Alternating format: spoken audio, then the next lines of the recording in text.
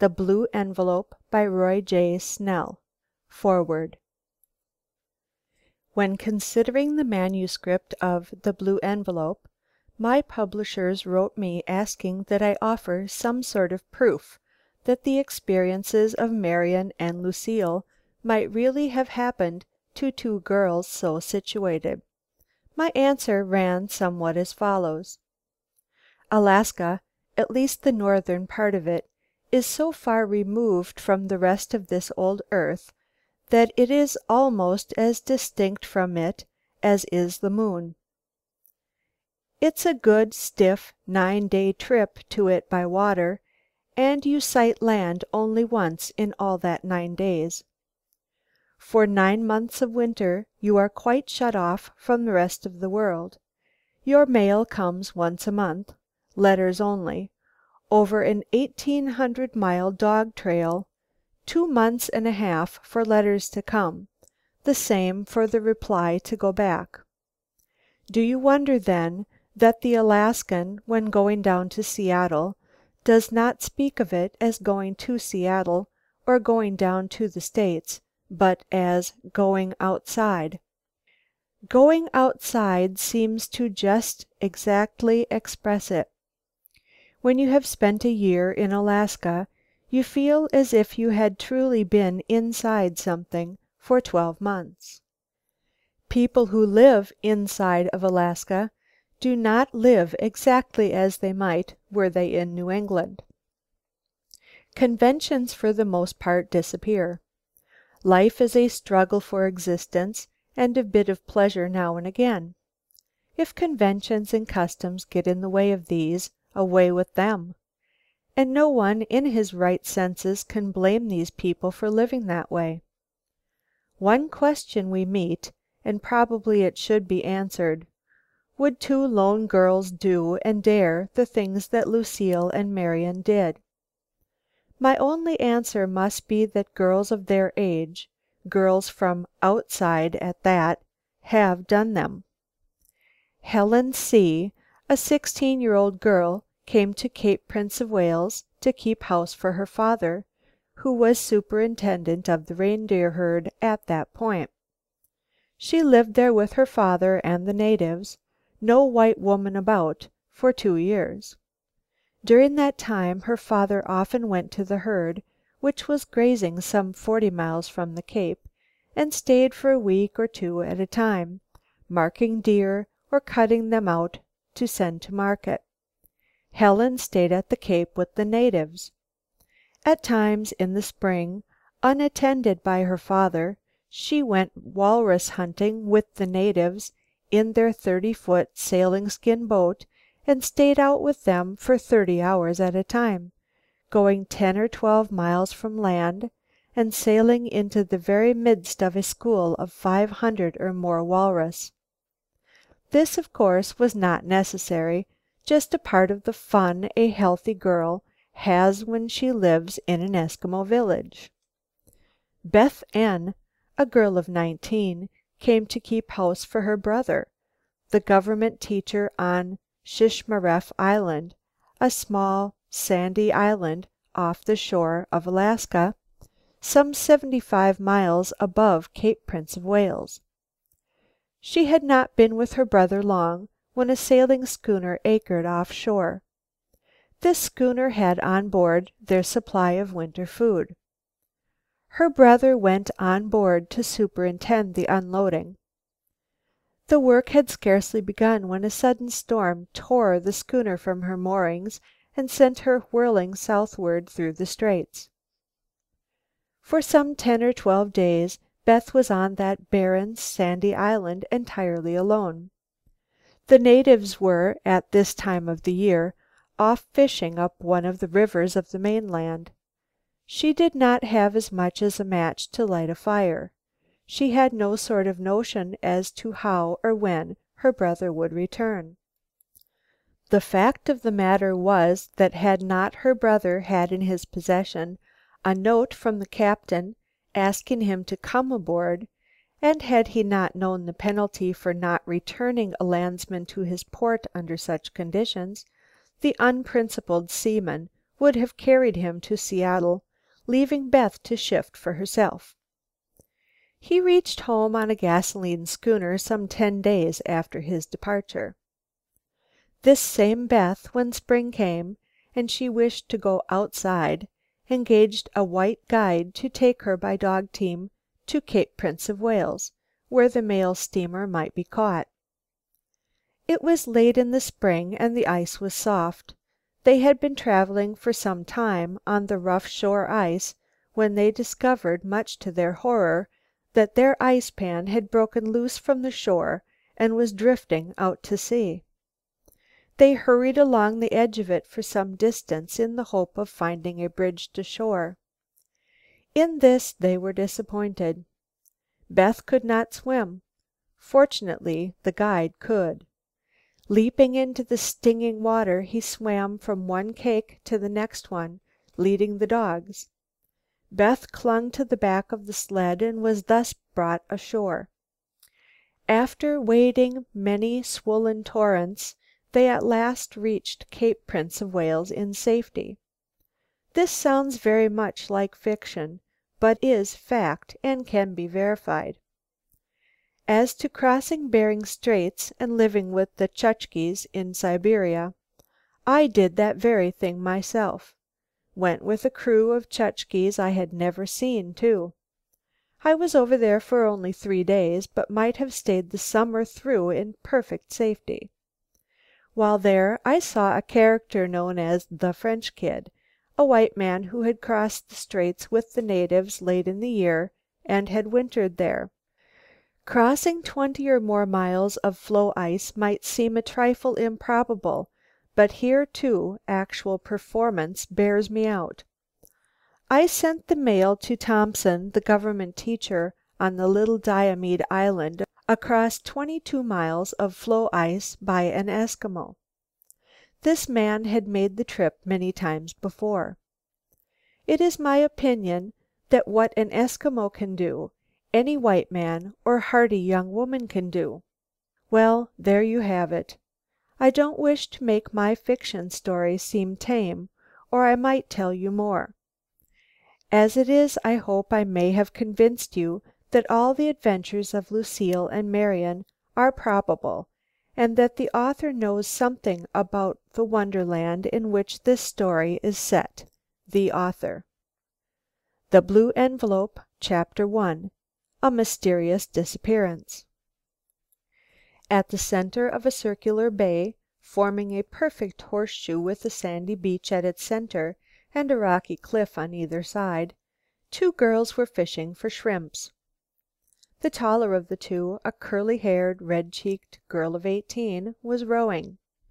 The other, short and rather chubby, now and again lifted a pocket net of wire screening and shaking a score or more of slimy, snapping creatures into one corner of it, gave a dexterous twist and neatly dropped the squirming mass into a tin bucket. Both girls had the clear, ruddy complexion which comes from clean living and frequent sallies into the out of doors. Lucile Tucker, the tall one of curly hair, was by nature a student. Her cousin, Marian Norton, had been born for action and adventure, and was something of an artist as well. "Look!" exclaimed Lucile suddenly. "What's that out at the entrance of the bay?" "A bit of drift or a seal?" "Might be a seal. Watch it bob. It moves, I'd say." Without further comment, Lucile lifted a light rifle from the bow and passed it to her cousin.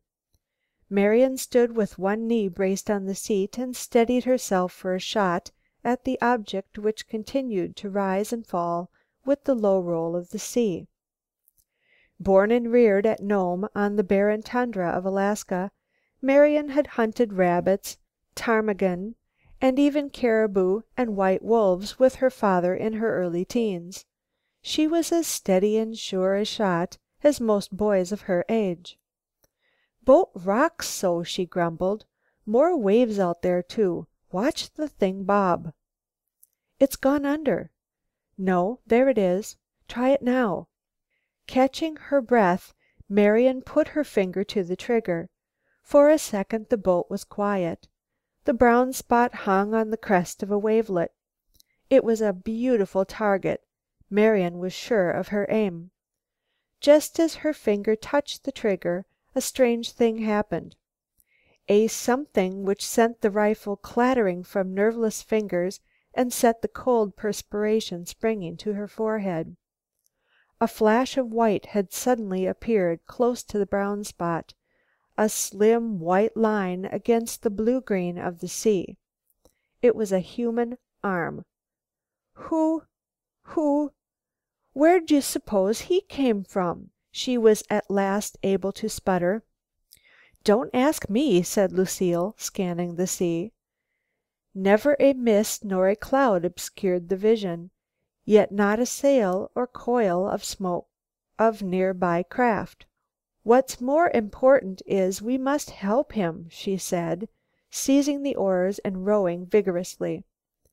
Marian, having hung the shrimp trap across the bow, drew a second pair of oars from beneath the seats and joined her in sending the clumsy craft toward the brown spot still bobbing in the water, and which, as they drew nearer, they easily recognized as the head of a man or boy.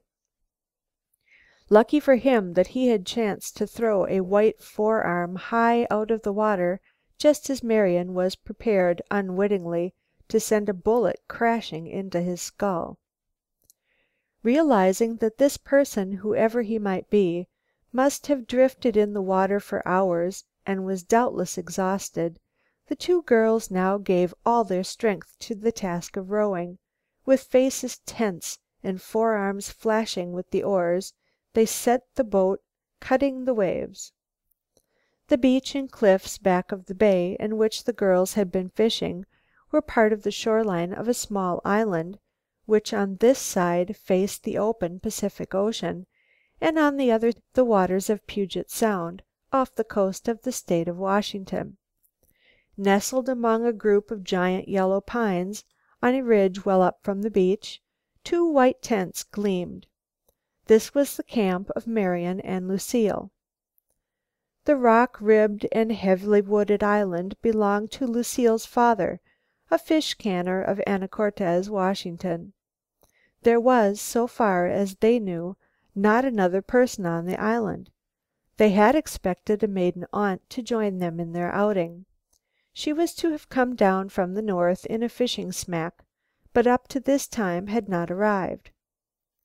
Not that the girls were much concerned about this. They had lived much in the open and rather welcomed the opportunity to be alone in the wilds. It was good preparation for the future. They had pledged themselves to spend the following winter in a far more isolated spot, Cape Prince of Wales on Bering Straits in Alaska.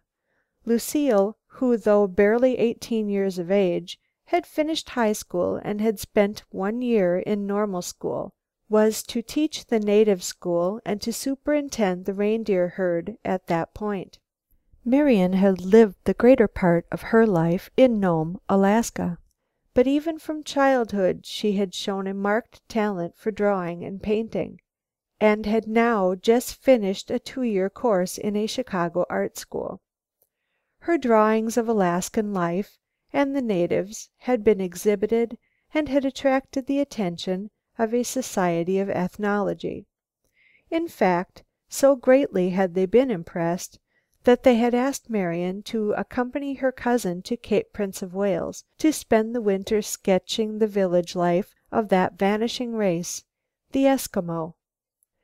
So this month of camping, hunting and fishing was but a preparatory one to fit them the more perfectly for the more important adventure. When they reached the mysterious swimmer, they were surprised to find him a mere boy, some 14 years of age. "What a strange face," whispered Marian, when they had assisted the dripping stranger into the boat. They studied him for a moment in silence. His hair and eyes were black, his face brown. He wore a single garment cleverly pieced together till it seemed one skin, but made of many bird skins, eider duck perhaps. This garment left his arms and legs free for swimming. He said nothing, simply stared at them as if in bewilderment. "We must get him ashore at once," said Lucile. "He must have swum a long way." 15 minutes later, after tying up the boat, Lucile came upon Marian picking the feathers from a duck they had shot that morning. "Going to make him some broth," she explained, tossing a handful of feathers to the wind. "Must be pretty weak." Lucile stole a glance at the stranger's face. "Do you think he's Oriental?" she whispered. "Might be," said Marian. "You don't have to be so careful to whisper, though. He doesn't speak our language, it seems, nor any other that I know anything about. Very curious. I tried him out on everything I know." "Chinese trying to smuggle in?" "Maybe." "He doesn't seem exactly Oriental," said Lucile, looking closely at his face. With his eyes closed as if in sleep, the boy did not, indeed, seem to resemble very closely any of the many types Lucile had chanced to meet. There was something of the clean brown, the perfect curve of the classic young Italian, something of the smoothness of skin native to the Anglo Saxon. Yet there was, too, the round face, the short nose, the slight angle at the eyes, which spoke of the Oriental. "He looks like the Eskimos we have on the streets of Nome," suggested Marian, "only he's too light complexioned. Couldn't be, anyway." "Not much likelihood of that," laughed Lucile. "Come 2,000 miles in a skin kiak to have his craft wrecked in a calm sea? That couldn't happen." "Whoever he is, he's a splendid swimmer," commented Marian.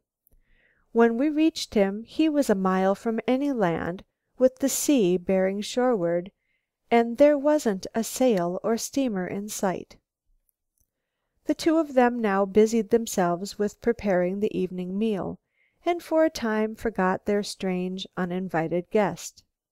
When Lucile next looked his way, she caught his eyes upon her in a wondering stare. They were at once shifted to the kettle from which there now issued savory odors of boiling fowl. "He's hungry, all right," she smiled. When the soup was ready to serve, they were treated to a slight shock. The bird had been carefully set on a wooden plate to one side. Their guest was being offered only the broth. This he sniffed for a moment, then placing it carefully on the ground, seized the bird and holding it by the drumsticks began to gnaw at its breast. Marian stared at him, then smiled. "I don't know as a full meal is good for him, but we can't stop him now." She set a plate of boiled potatoes before him. The boy paused to stare, then to point a finger at them, and exclaimed something that sounded like "Uba Canuck." "Do you suppose he never ate potatoes?" exclaimed Lucile in surprise. "What sort of boy must he be?" She broke a potato in half and ate one portion. At once a broad smile spread over the brown boy's face as he proceeded to add the potatoes to his bill of fare. "Guess we'll have to start all over getting this meal," smiled Lucile. "Our guest has turned into a host." When at last the strange boy's hunger was assuaged, Lucile brought woolen blankets from one of the tents and offered them to him. Wrapping himself in these, he sat down by the fire. Soon, with hands crossed over ankles, with face drooped forward, he slept. "Queer sort of boy," exclaimed Lucile. "I'd say he was an Indian, if Indians lived that way, but they don't and haven't for some generations. Our little brown boy appears to have walked from out another age." Night crept down over the island. Long tree shadows spread themselves everywhere, to be at last dissolved into the general darkness. Still the boy sat by the fire, asleep, or feigning sleep.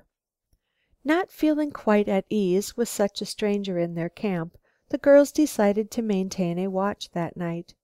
Marian agreed to stand the first watch until 1 o'clock, Lucile to finish the night.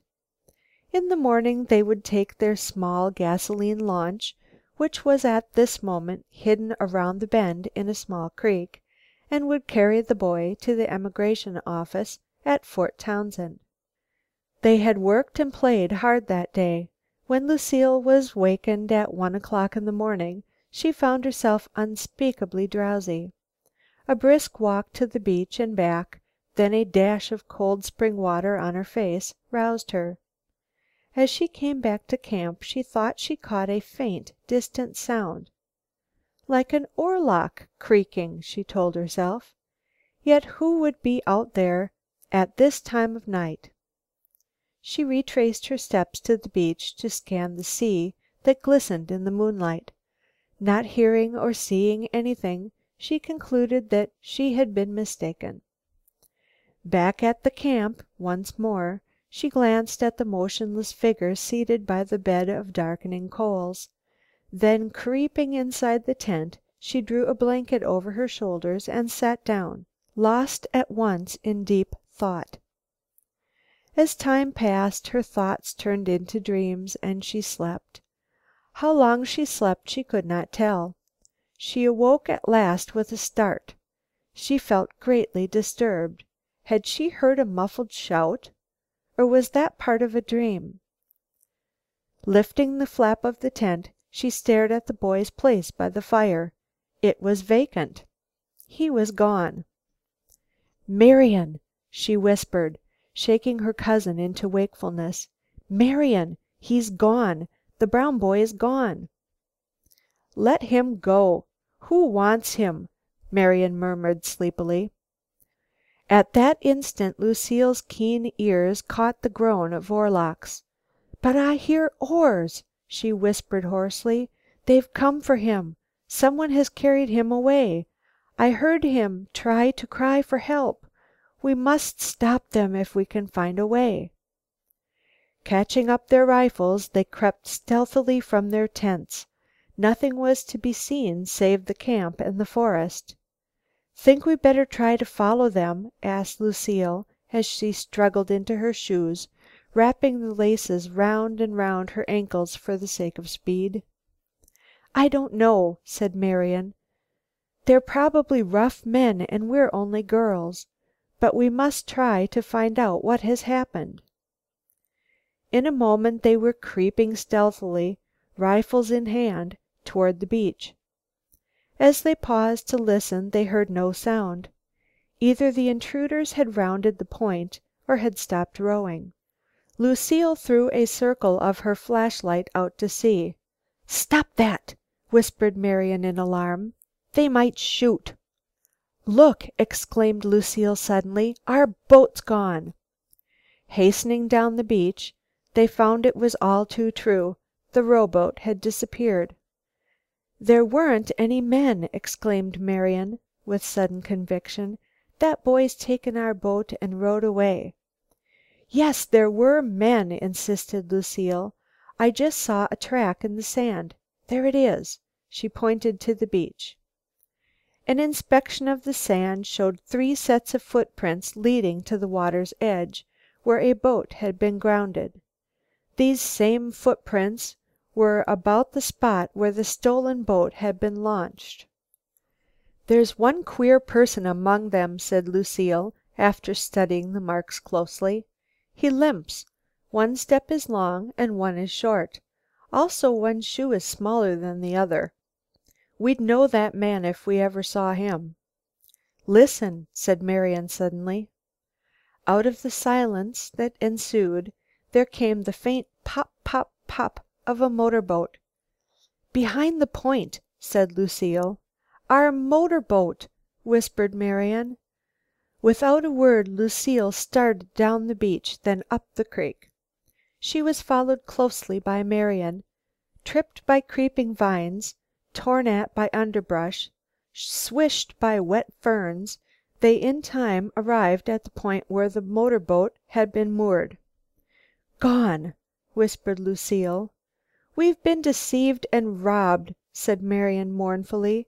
"Deceived by a boy. His companions left him swimming in the sea so we would find him. As soon as we were asleep he crept away and towed the schooner down the river. Then he flashed a signal and the others came in for him. Probably Indians and half-breeds. They might have left us a rowboat at least," she exclaimed in disgust. With early dawn streaking the sky, they sat down to consider. The loss of their motorboat was a serious matter. They had but a scant supply of food, and while their aunt might arrive at any moment, again she might not. If she did not, they had no way of leaving the island. "We'd better go down the beach," said Marian. "They might have engine trouble or something, and be obliged to land. Then perhaps we could somehow get our boat." "It's the only thing we can do," said Lucile. "It's a good thing we had our food supply in our tent, or they would have taken that." "Speaking of food," said Marian, "I'm hungry. We'd better have our breakfast before we start." Chapter 2 of The Blue Envelope. A bold stroke rewarded. Bacon grease was spilled and toast burned in the preparation of breakfast, which was devoured in gulps. Then, with some misgivings but much determination, the two girls hurried away up the beach in the direction from whence had come the pop-popping of their stolen motorboat. Coming at last to the place where the sandy shore was replaced by ragged boulders, they began making their way through the tangled mass of underbrush, fallen tree trunks and ferns, across the point of land which cut them off from the next sandy beach.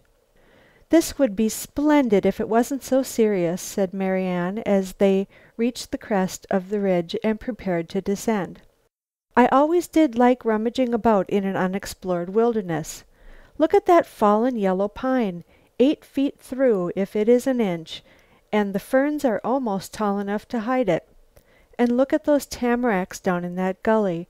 They look like black knights. Wouldn't they make a picture?" "Not just now. Come on," exclaimed Lucile, who was weary of battling with the jungle. "Let's get down to the beach and see what's there. There's a long stretch of beach, I think, maybe half a mile. But we must be careful how we make our way down. We might discover something, and we might be discovered first."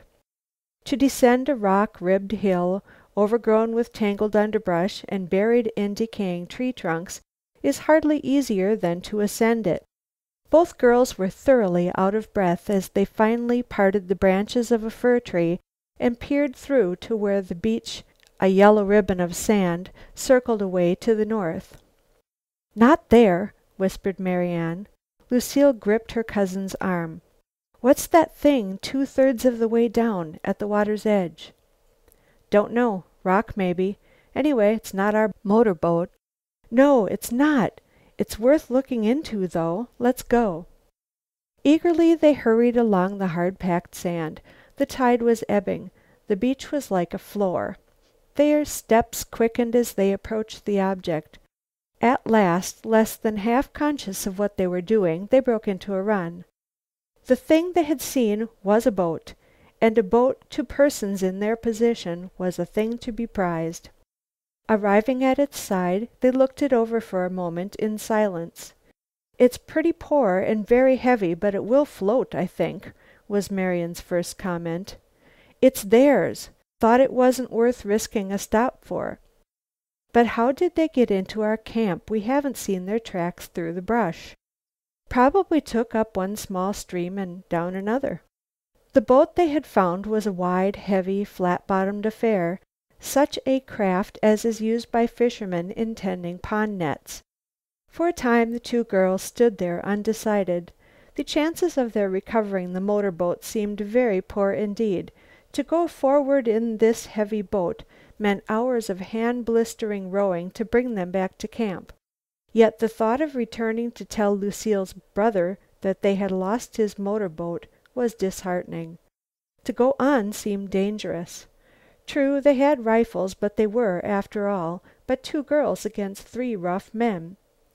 In spite of all this, they decided in the end to go on. Pushing the boat into the sea, they rowed out a few fathoms, then set the sail and bore away before the brisk breeze. The fact that the oarlocks, which were mere wooden pegs, were worn smooth and shiny, told that the boat had not been long unused. In a short time they found themselves well out from the shore in a gently rippling sea, while the point behind which lay their camp grew smaller and smaller in the distance. Presently they cleared a wooded point of land and came in view of a short line of beach. Deep set in a narrow bay, it might have escaped the eye of a less observant person than Marian. So, too, might the white speck that shone from the brown surface of that beach. "What's that in the center?" she mumbled, reaching for the binoculars by her side. "It's our schooner!" she exclaimed after a moment's survey. "Yes, sir, it is. Anyway, it's a motor boat, and if not ours, whose then?" "We'd better pull in behind the point, drag our boat up on the rocks, and come round by land," whispered Lucile. "Yes, if we dare," said Marian, overcome for a moment with fear. "If they have seen us and come out to meet us, what then?" "I hardly think they'd see us without a field glass," said Lucile. Bending to the oars, they set their boat cutting across the wavelets that increased in size with the rising wind. 10 minutes of hard pulling brought their boat in behind the point where it was quieter water and better rowing.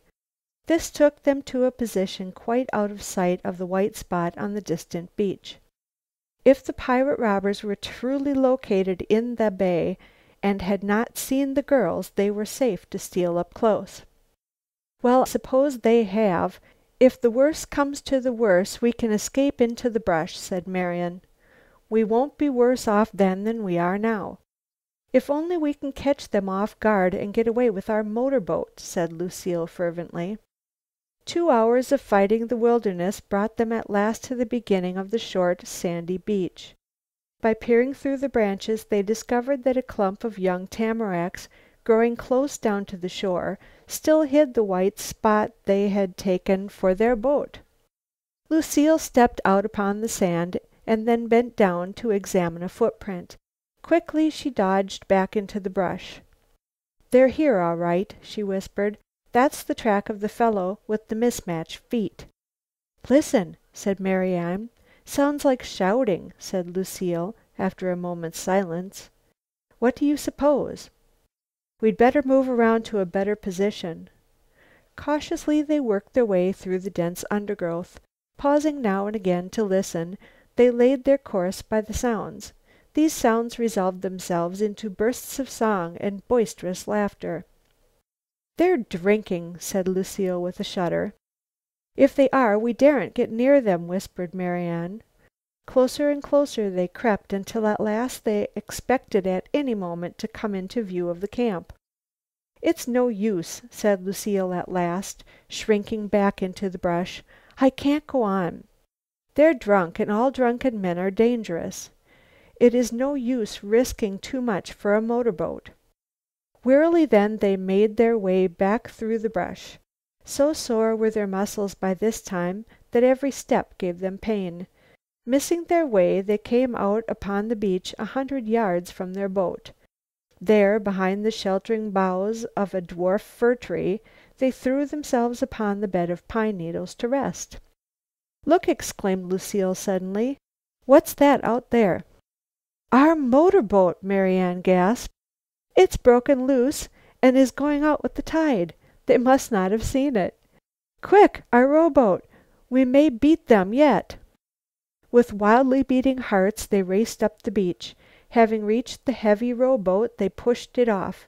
Wading knee deep in the sea to give the boat a good start, they at last leaped into their seats and grasped the oars, and with strong, deft strokes set her cutting the water. Length by length they lessened the distance between them and the drifting prize. Now they were 200 yards away, now 100, now 50, now There came a shout from the shore. With a quick glance over her shoulder, Lucile took in the situation. "We'll make it," she breathed. "Pull hard. They're a long way off." Moments seemed hours as they strained at the oars, but at last they bumped the side of the motorboat and the next second found themselves on board. Marian clutched to the tiller of the rowboat while she swung round to the wheel. Lucile gave the motorboat a turn, and to their great joy the noble little engine responded with a pop, pop, pop. There came another shout, a hopeless one, from the robbers. "We'll beat them! We—" Marian broke off short. "Look, Lucile! Look over there!" To the right of them, bobbing up and down as they had seen it once before, was the head of the strange brown boy. "Do you suppose they did kidnap him?" said Lucile. "We can go by where he is," said Marian. "They can't catch us now." The boat swung around and soon they were beside the swimmer. "Look!" cried Lucile. "His feet are tied tightly together. He mustn't have been their friend. They carried him off. They had him bound and he rolled down the beach to escape by swimming." They dragged the boy on board. Then they were away again, full speed once more. "Well, that's done," sighed Lucile, as she settled herself at the wheel. "They've our rowboat and we have theirs. I hope that after this they will let us alone." "The person who is bothering me," said Marian with a frown, "is this little brown visitor of ours. Who is he? Where did he come from? Where does he want to go? Where should he go? What are we going to do with him?" "That," said Lucile, wrinkling her brow, "is more than I know. Neither do I know how those men came to steal him. They probably kidnapped him from his home, wherever that is, and have been making a slave of him." "I think you are right," said Marian, "and probably the problem will solve itself in time." The problem did solve itself, at least part of it, that very night. The remaining part of the problem was to be solved months later, under conditions so strange that had the girls been able to vision them lying away like a mirage on the horizon of the future, they would have been tempted to change their plans for the year just before them. The first question, what was to be done with the little brown stranger, was solved that night. He solved it himself. The girls had decided upon maintaining a watch. Lucile was on the second watch at something like 1 o'clock in the morning when she saw the brown boy stirring in his place by the fire. She was seated far back in the shadowy depths of the tent with a rifle across her knee. He could not see her, though she could catch his every move in the moonlight. With a gliding motion he carried his 2 blankets to a shadowy spot and there folded each one, laying one upon the other. He then proceeded to gather up certain articles about the camp. A small axe, a knife, fishing tackle and matches were hurriedly thrown upon the blanket. Now and again, like some wild thing of the forest, he paused to cock his head to one side and listen. Should I call Marian and stop him? Lucile asked herself. The question was left all undecided. The little drama being enacted was too fascinating to suffer interruption. It was like something that had happened in her earlier childhood when she had lain in a garret watching a mother mouse carry away her 5 children. Lucy thereby suffered a loss of 6 cents, for she would have been paid a cent apiece for the capture of those mice. The brown boy next approached the kitchen tent. He entered, to appear a moment later with a modest armload of provisions. When these had been placed on the blanket with marvelous speed and skill, he converted the whole into a convenient pack. "Shall I stop him?" Lucile asked herself. She was about to call out from her corner when a peculiar action of the boy arrested her. He appeared to be taking some small object from beneath the collar of his strange suit of birdskin. "I wonder what that is?" she puzzled.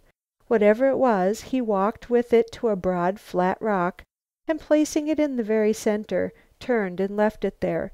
The object gave forth such a startling luster in the moonlight, and Lucile was so intent about watching it, she did not realize that the brown boy had thrown the pack over his shoulder and disappeared into the woods. When she did discover it, she merely shrugged her shoulders and smiled. "Probably for the best," she told herself. "He's taken nothing of any great value and nothing we will need badly. and unless I miss my guess, he'll be quite able to take care of himself in the wood that is full of game and berries and where there are fish for throwing in the hook. Let's see what he left, though." Cautiously she crept out into the moonlight. A low exclamation escaped her lips as her hand closed upon the glistening object. As she examined it closely, she found it to be 3 teeth, apparently elk teeth, which were held together with a plain leather thong. But set in the center of each was a ring of blue jade, and in the center of each 2 of the rings was a large pearl. The center of the third was beyond doubt a crudely cut diamond of about 2 carats in weight. Lucile turned it over and over in her hand. "Why, the poor fellow!" she murmured. "He's given us a king's ransom for a few trinkets and a little food.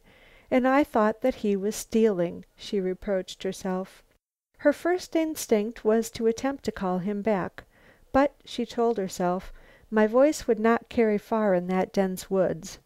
Besides, he wouldn't understand me and would only be frightened. Returning to her tent, she hid the strange bit of jewelry, which to its wearer had doubtless been a charm, then waited to the end of her watch to tell of the strange occurrence to her cousin. When Marian awoke, Lucile told her story. Together, in that early hour of the morning, they exclaimed over the rare treasure that had come into their hands. Together agreed that somehow it must be returned to the original owner, and at last, after much talk on the subject, agreed that on the whole the departure of the brown boy reduced the possible complications to a considerable degree. The next day their aunt arrived, and with her a schoolteacher friend. With their forces increased by 2, the girls were not afraid to maintain their camp. In fear of the return of the robbers, they established a nightly watch. That this fear was not unfounded was proved by the events of the 3rd night of the vigil. It was again in the early morning, when Marian was on guard, that heavy footsteps could be heard in the underbrush about the camp.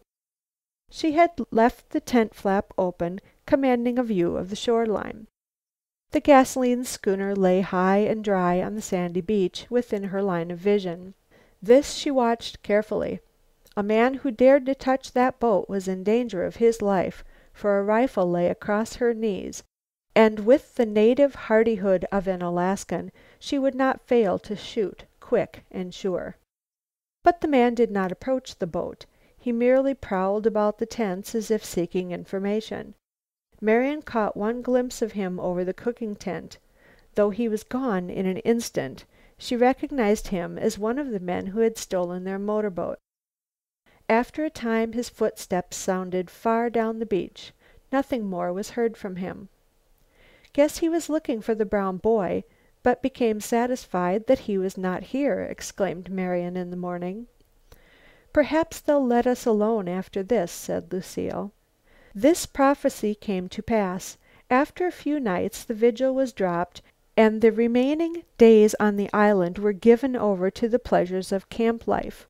The discovery of a freshly abandoned fire on the beach some miles from camp proved that Lucile's belief that the brown boy could take care of himself was well founded. His footprints were all about in the sand. Feathers of a wild duck and the heads of 3 good-sized fishes showed that he had fared well. "We'll meet him again, somewhere, I am sure," said Lucile with conviction, "and until we do, I shall carry his little present as a sort of talisman." The weeks passed all too quickly. One day, with many regrets, they packed their camp kit in the motorboat and went popping to Lucile's home. 3 weeks later saw them aboard the steamship Torentia, bound for Cape Prince of Wales by way of Nome. They were entering upon a new and adventure-filled life. This journey, though they little guessed it, brought them some 2,000 miles nearer to the spot where once again, under the strangest of circumstances, they were to meet the brown boy who had come swimming to them from the ocean. End of chapter 2. Chapter 3. The Mysterious Phi Beta Ki. It was some months later that Marian stood looking down from a snow-clad hill. From where she stood, brushes and palette in hand, She could see the broad stretch of snow-covered beach, and beyond that the unbroken stretch of drifting ice which chained the restless Arctic Sea at Cape Prince of Wales, Alaska. She gloried in all the wealth of light and shadow which lay like a changing panorama before her. She thrilled at the thought of the mighty forces that shifted the massive ice floes as they drifted from nowhere to nowhere. Now for the thousandth time she stood spellbound before it. As she gazed out to sea, her mind went back over the year and a half that had passed since she and Lucile had spent that eventful month on Mutineer's Island. But her thoughts were cut short. Throwing up her hands in wild glee, she exclaimed, "The mail! The mail!" The coming of the mail carrier was indeed a great event in this out-of-the-way spot. Once a month he came whirling around the point behind a swift-footed dog team. He came unheralded. Conditions of snow and storm governed his time of travel, yet come he always did. No throng greeted his coming. No eager crowd hovered about the latticed window, waiting for the mail to be made up. If a dozen letters were in the sack, that was what might be expected. But these letters had come 1,800 miles by dog team. Precious messages they were. Tomorrow perhaps a bearded miner would drop in from Tin City, which was a city only in name. This lone miner would claim one of the letters. Two perhaps would go to another miner on Sawtooth Mountain. Next week an Eskimo happening down from Shishmaref Island, 75 miles north, would take 3 letters to Ben Norton and his sister, the government teachers for the Eskimos. 2 would go in a pigeonhole for Thompson, the teacher on Little Diomede Island, 22 miles across the drifting ice. Later, a native would be paid 10 sacks of flour for attempting to cross that floe and deliver the contents of that box. There might be a scrawled note for some Eskimo, a stray letter or two, and the rest would be for Marian. At the present moment she was the only white person on Cape Prince of Wales, a little town of 350 Eskimos. "Pretty light this time," smiled the grizzled mail carrier as he reached the cabin at the top of the hill. "Maybe 10 letters. Uncle Sam takes good care of his people," smiled Marian, "the teachers of his native children and the miners who search for his hidden treasures." "I'll say he does. Must have cost all of $10 apiece to deliver them letters," chuckled the carrier. "And the people that mailed 'em stuck on a measly red 2-cent stamp. I get $50 for bringing 'em the last 60 miles. And it's worth it, too. You're just right. Pretty tough trail. Pretty tough. Say," he exclaimed, suddenly remembering a bit of gossip, "did you hear about Tootsie Silock?" "No." Marian was busy with the mail. "Just gossip, I reckon, but they say she's left her Eskimo husband." Marian did not answer. Gossip did not interest her. Besides, she had found a letter that did interest her even more than those addressed to her. A very careful penman had drawn the Greek letters Phi Beta Chi on the outside of an envelope, and beneath it had written Cape Prince of Wales, Alaska. She was on the point of sharing the mystery with the carrier, but checked herself. Just some new gossip for him, was her mental comment. "Here's the sack," she said, noting that he had finished drinking the coffee she had prepared for him. "I hope there'll be more mail next time. Letters mean so much to these people up at the top of the world. Spring thaw'll be here pretty soon, then they can't get mail for 2 or 3 months." "That's right, it's fierce," said the carrier, taking the sack and turning toward the door. Phi Beta Chi. Marian pronounced the letters softly to herself as the door closed. Now who could that be? She was still puzzling over the mysterious letter when, after a hasty luncheon, she again took up her palette and brushes and wound her way around the hill to a point where stood a cabinet 10 feet square and made of fiberboard. She returned to her painting. She was doing a mass of ice that piled up some 200 yards out to sea. The work was absorbing, yet eager as she was to work, her mind went back to that letter in the pigeonhole up in the cabin. She was deep in the mystery of it when a voice startled her. It came from back of the cabinet. "I say," the voice sang cheerily, Have you any letters in your little P.O. on the hill?" The voice thrilled her. It was new and sounded young. "Yes," she said, throwing open the back of the cabinet and standing up. "We have quite a variety." The visitor was young, not more than 20, she thought. "What color?" she said teasingly as she stepped from the cabinet. "Blue," he said seriously. "Blue!" She started. The mysterious letter was blue, the only blue one she had seen for months. "What name?" "Well, you see," the young man flushed, "not any real name, just the Greek letters, Phi Beta Ki."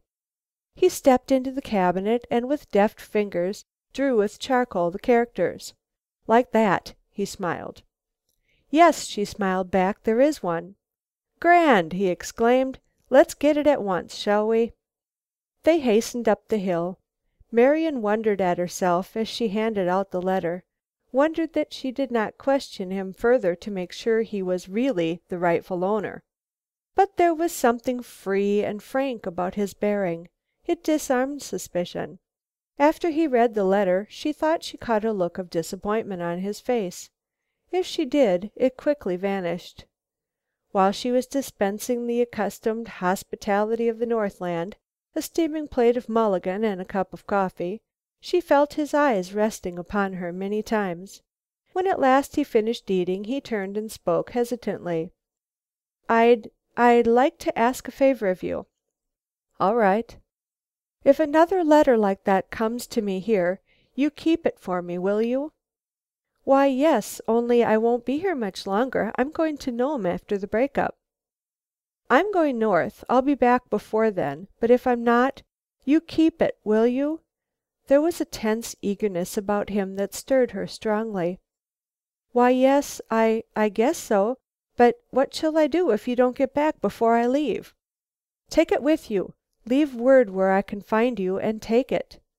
"You see," he half apologized after a moment's thought, "these northern P.O.'s change hands so many times and so many people handle the mail, that I'm afraid I might lose one of these letters and they're mighty important, at least one of them is going to be. Will you do it? I think I'd trust you, though I don't just know why."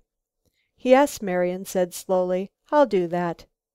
3 minutes later she saw him skillfully disentangling his dogs and sending them on their way.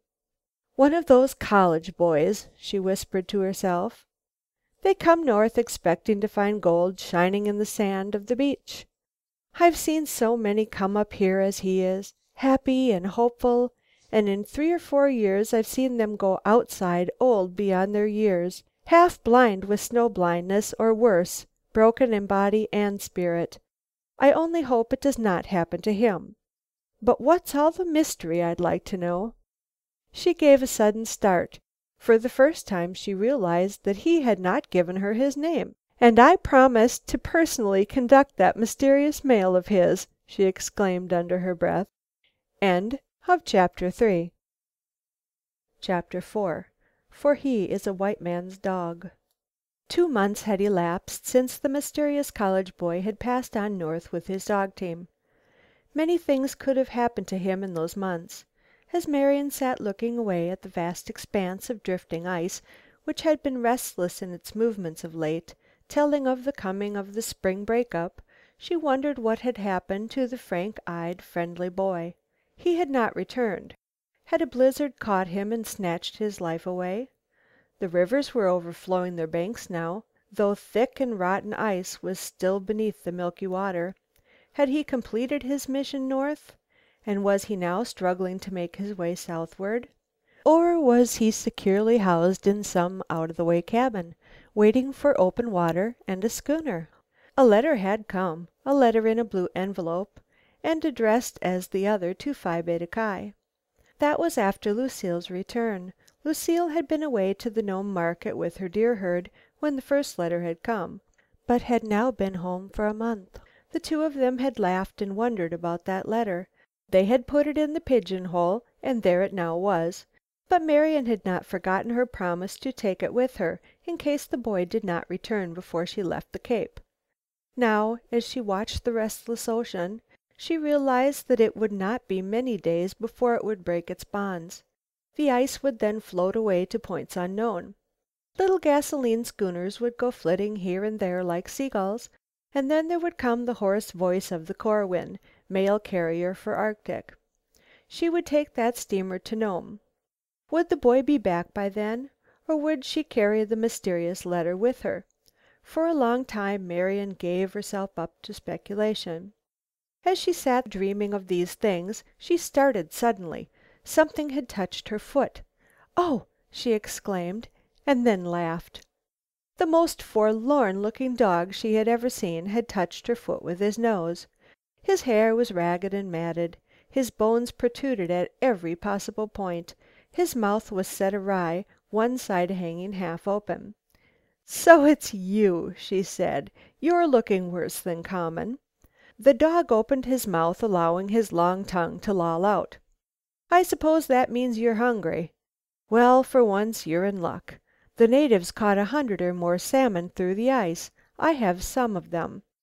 Fish, old top, fish. What say?" The dog stood on his hind legs and barked for joy. He read the sign in her eyes, if he did not understand her lip message. In another moment he was gulping down a fat 4-pound salmon, while Marian eyed him, a curious questioning look on her face.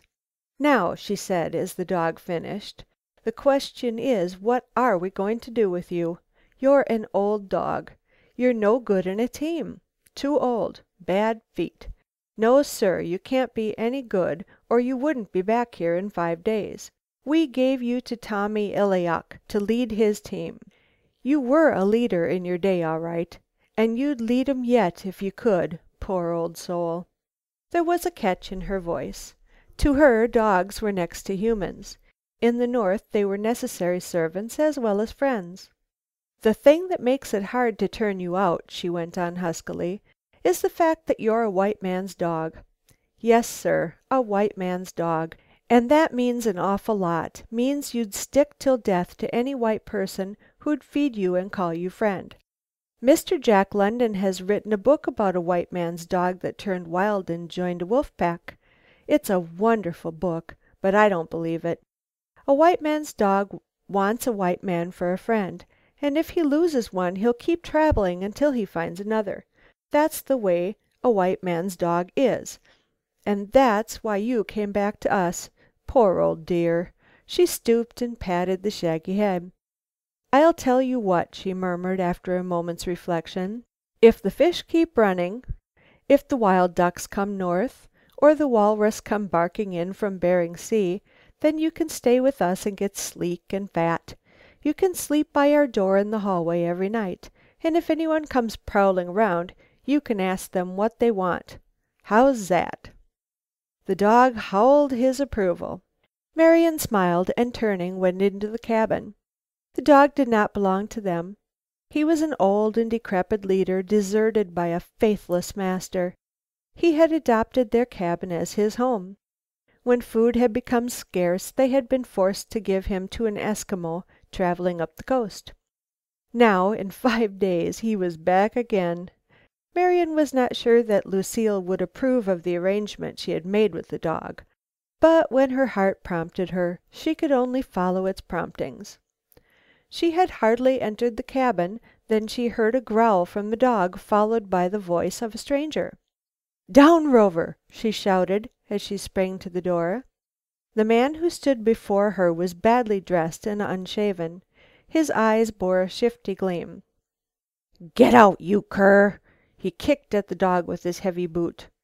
Marian's eyes flashed, but she said nothing. "This the post office?"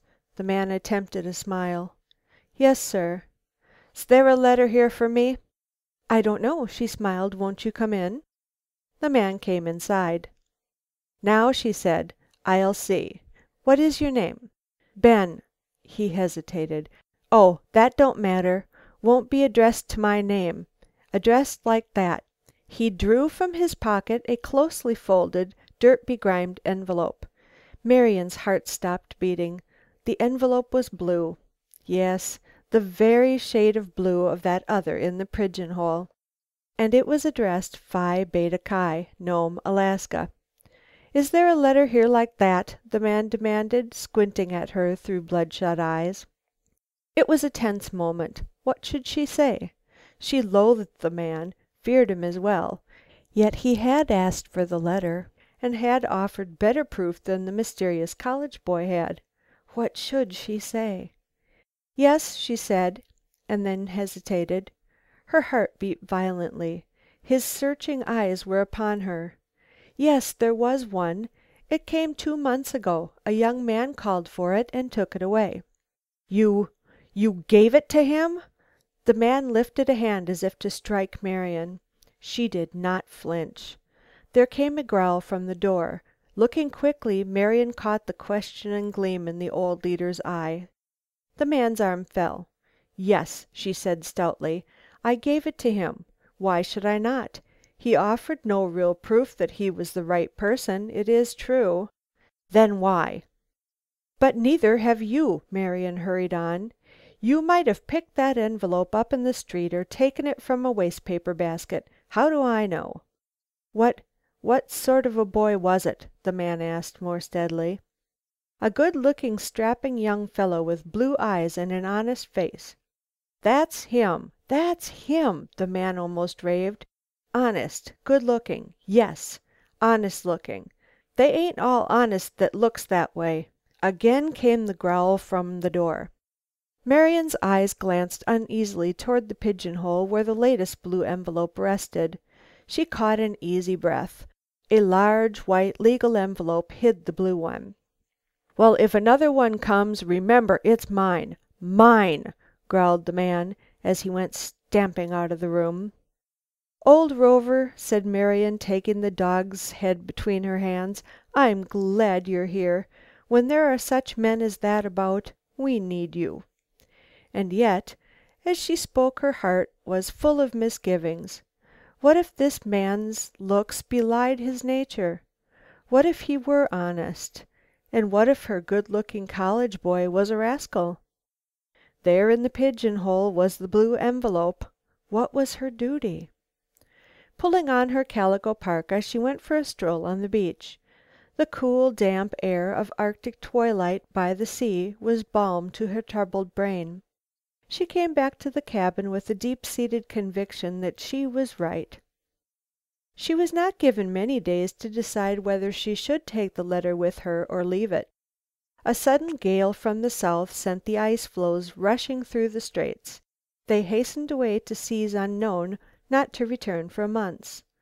The little mail steamer came hooting its way around the point. It brought a letter of the utmost importance to Marian. While in Nome the summer before, she had made some hasty sketches of the Chukches, natives of the Arctic coast of Siberia, while they camped on the beach there on a trading voyage in a 30-foot skin boat. These sketches had come to the notice of the Ethnological Society. They now wrote to her, asking that she spend a summer on the Arctic coast of Siberia, making sketches of these natives, who so like the Eskimos are yet so unlike them in many ways. The pay, they assured her, would be ample. In fact, the figures fairly staggered her. Should she complete this task in safety and to the satisfaction of the society, they would then be prepared to pay her way through a 3 years' course in the best art school of America. This had long been a cherished dream. Marian's eyes shone with happiness. When she had read the letter through, she went for a 5-mile walk down the beach. Upon returning, she burst in on her companion. "Lucile," she exclaimed, "how would you like to spend the summer in Siberia?" "Fine. Salt mine, I suppose," laughed Lucile. "But I thought all political prisoners had been released by the new Russian government."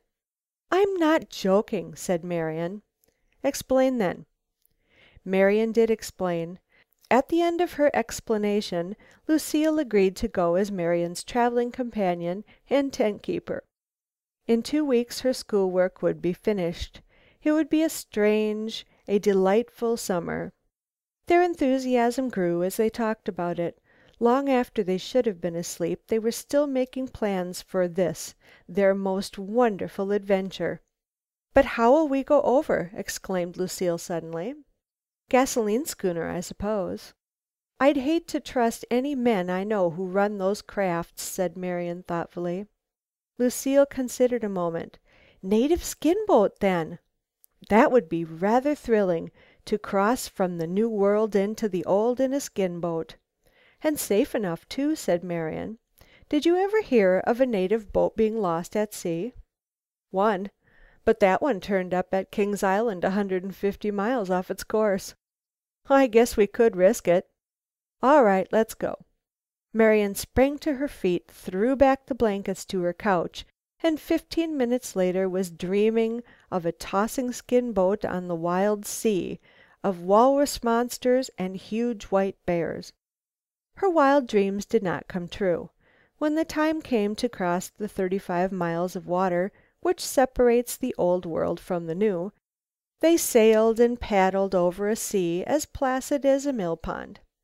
Here a brown seal bobbed his head out of the water. Here a spectacled eider duck rode up and down on the tiny waves. And here a great mass of tubular seaweed drifted by to remind them that they were really on the bosom of a briny ocean.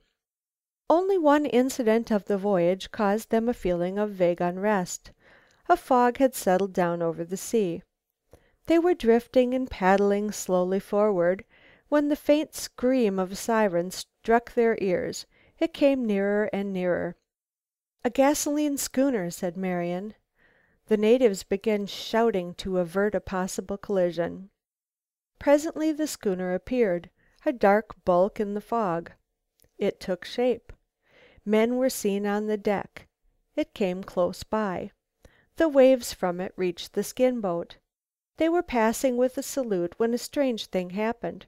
Rover, the old dog leader, who had been riding in the bow, standing well forward as if taking the place of a painted figurehead, suddenly began to bark furiously. At the same time Marian caught sight of a bearded face framed in a porthole. Involuntarily she shrank back out of sight. The next instant the schooner had faded away into the fog. The dog ceased barking. "What was it?" Lucile asked anxiously. "Only a face." "Who?" "The man who wanted the blue envelope. Rover recognized him first." "You don't suppose he knew and is following?" "How could he know?" "But what is he going to Siberia for?" "Perhaps to trade. They do that a great deal. Let's not talk of it." Marian shivered. The incident was soon forgotten.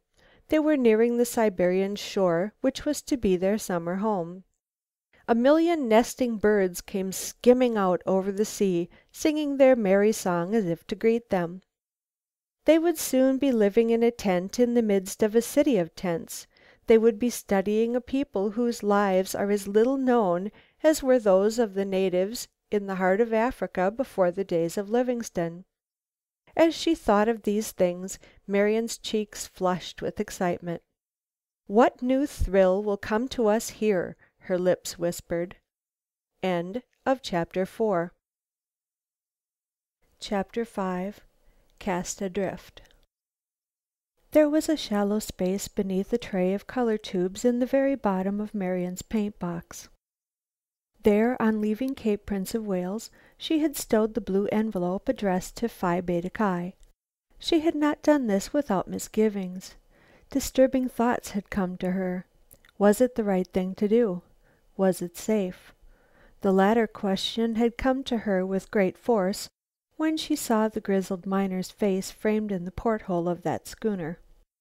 But from the day they landed at Whaling on the mainland of Siberia, all thoughts of the letter and the two claimants for its possession were completely crowded from her mind. Never in all her adventurous life had Marian experienced anything quite so thrilling as this life with the Chukches of the Arctic coast of Siberia. In Alaska the natives had had missionaries and teachers among them for 30 years. They had been Americanized and, in a sense, Christianized. The development of large mining centers to which they journeyed every summer to beg and barter had tended to rob them of the romantic wildness of their existence. But here, Here, where no missionaries had been allowed, nor teachers been sent, where gold gleamed still ungathered in the beds of the rivers, here the natives still dwelt in their dome-like houses of poles and skins. Here they fared boldly forth in search of dangerous walrus and white bear and monstrous whale. Here they made strange fire to the spirits of the monsters they had slaughtered, and spoke in grave tones of the great spirit that had come down from the moon in the form of a raven with a beak of old ivory. It is little wonder that Marian forgot all thought of fear amid such surroundings, as she worked industriously at the sketches which were to furnish her with 3 years of wonderful study under great masters. But one day, after 6 weeks of veritable dream life, as she lifted the tray to her paint box, her eyes fell on that blue envelope. Instantly a flood of remembrance rushed through her mind: the frank-faced college boy, the angry miner, old Rover the dog, who, sleek and fat on whale meat, lay curled up beside her. Then again the grizzled face of the miner framed in a porthole. All these passed before her mind's vision and left her chilled. Her hand trembled. She could not control her brush. The sketch of 2 native women in deerskin union suits, their brown shoulders bared, working at the task of splitting walrus skins, went unfinished while she took a long walk down the beach. That very evening she had news that caused her blood to chill again. A native had come from East Cape, the next village to the south. He had seen a white man there, a full-bearded man of middle age. He had said that he intended coming to whaling in a few days. He had posed among the natives as a spirit doctor and had, according to reports, worked many wonderful cures by his incantations. 3 whales had come into the hands of the East Cape hunters. This was an excellent catch, and had been taken as a good omen. The bearded stranger was doubtless highly favored by the spirits of dead whales. "I wish our skin boat would come for us," said Lucile suddenly, as they talked of it in the privacy of their tent. "But it won't, not for 3 weeks yet. That was the agreement." "I know." "And we haven't a wireless to call them with. Besides, my sketches are not nearly complete." "I know," said Lucile, her chin in her hands. "But all the same, that man makes me afraid. Well, I'll hurry my sketches, but that won't bring the boat any sooner." Had Marian known the time she would have for sketching, she might not have done them so rapidly. As it was, she worked the whole long 18-hour days through. In the meantime, chill winds began sweeping down from the north. Still the bearded white man did not come to whaling, but every day brought fresh reports of the good fortune of the people of East Cape. They had captured a 4th whale, then a 5th. Their food for the winter was secured. Whale meat was excellent food. They would have an abundance of whalebone to trade for flour, sugar, and tea. But if the East Capers were favored, the men of whaling were not. 1 lone whale, and that a small one, was their total take. Witch doctors began declaring that the presence of strange, white-faced women in their midst was displeasing to the spirits of dead whales. The making of the images of the people on canvas was also sure to bring disaster. As reports of this dissatisfaction came to the ears of the girls, they began straining their eyes for a square of sail on the horizon. Still their boat did not come. Then came the crowning disaster of the year. The walrus herd, on which the natives based their last hope, passed south along the coast of Alaska instead of Siberia. Their caches were left empty. Only the winter's supply of white bear and seal could save them from starvation. "Dezra! Dezra! It is enough," the natives whispered among themselves. The day after the return of the walrus canoes, Marian and Lucile went for a long walk down the beach. Upon rounding a point in the return, Marian suddenly gave a gasp. "Look, Lucile! It's gone! Our tent!" "Gone?" exclaimed Lucile, unbelieving. I wonder what Look, Marian, the whole village! Let's run. Where to? We'd starve in 2 days or freeze. Come on, they won't hurt us. With anxious hearts and trembling footsteps they approached the solid line of fur-clad figures which stretched along the southern outskirts of the village. As they came close they heard one word repeated over and over: Dezra! Dezra! Enough! Enough! And as the natives almost chanted this single word, they pointed to the sled on which the girl's belongings had been neatly packed. To the sled 3 dogs were hitched, 2 young wolfhounds with Rover as leader. They want us to go, whispered Lucile. Yes, and where shall we go? East Cape is the only place. And that miner? It may not be he. 3 times Marian tried to press her way through the line. Each time the line grew more dense at the point she approached. Not a hand was laid upon her. She could not go through, that was all. The situation thrilled her as much as it troubled her. Here was a people kind at heart, but superstitious. They believed that their very existence depended upon getting these 2 strangers from their midst. What was there to do but go? They went, and all through the night they assisted the little dog team to drag the heavy load over the first thin snow of autumn. Over and over again Marian blessed the day she had been kind to old Rover, because he was a white man's dog, for he was the pluckiest puller of them all. Just as dawn streaked the east they came in sight of what appeared to be a rude shack built of boards. As they came closer they could see that some of the boards had been painted and some had not. Some were painted halfway across, and some only in patches of a foot or 2. They had been hastily thrown together.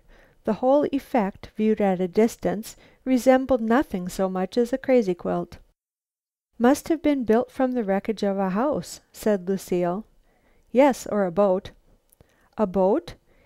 Yes, look! There it is, out there, quite a large one. It's stranded on the sandbar and half broken up.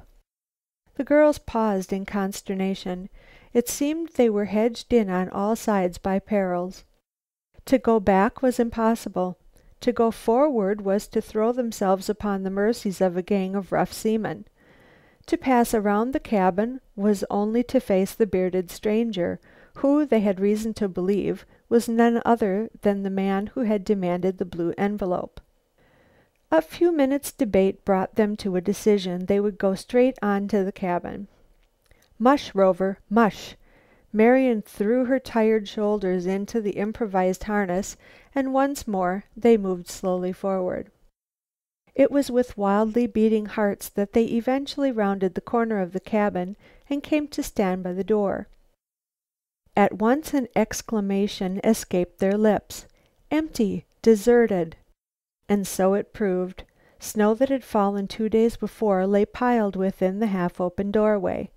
No sign of occupation was to be found within, save a great rusty galley range, 2 rickety chairs, an improvised table, 2 rusty kettles, and a huge frying pan. They had given the ship up as a total loss and have left in dories or skin boats, said Marian. Yes, agreed Lucile. Wanted to get across the straits before the coming of the white line. The coming of the white line. Marian started. She knew what that meant far better than Lucile did. She had lived in Alaska longer, had seen it oftener. Now she thought what it would mean to them if it came before the skin boat came for them. And that skin boat, what would happen when it came to whaling? Would the Chukches tell them in which direction they had gone? And if they did, would the Eskimo boatmen set their sail and go directly to East Cape? If they did, would they miss this diminutive cabin, standing back as it did from the shore, and seeming but a part of the sandbar? We'll put up a white flag, a skirt or something, on the peak of the cabin, she said, half talking to herself. Do you think we ought to go right on to East Cape? Said Lucile.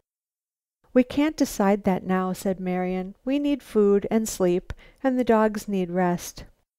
Some broken pieces of drift were piled outside the cabin. They made a ready fire. They were soon enjoying a feast of fried fish and canned beans.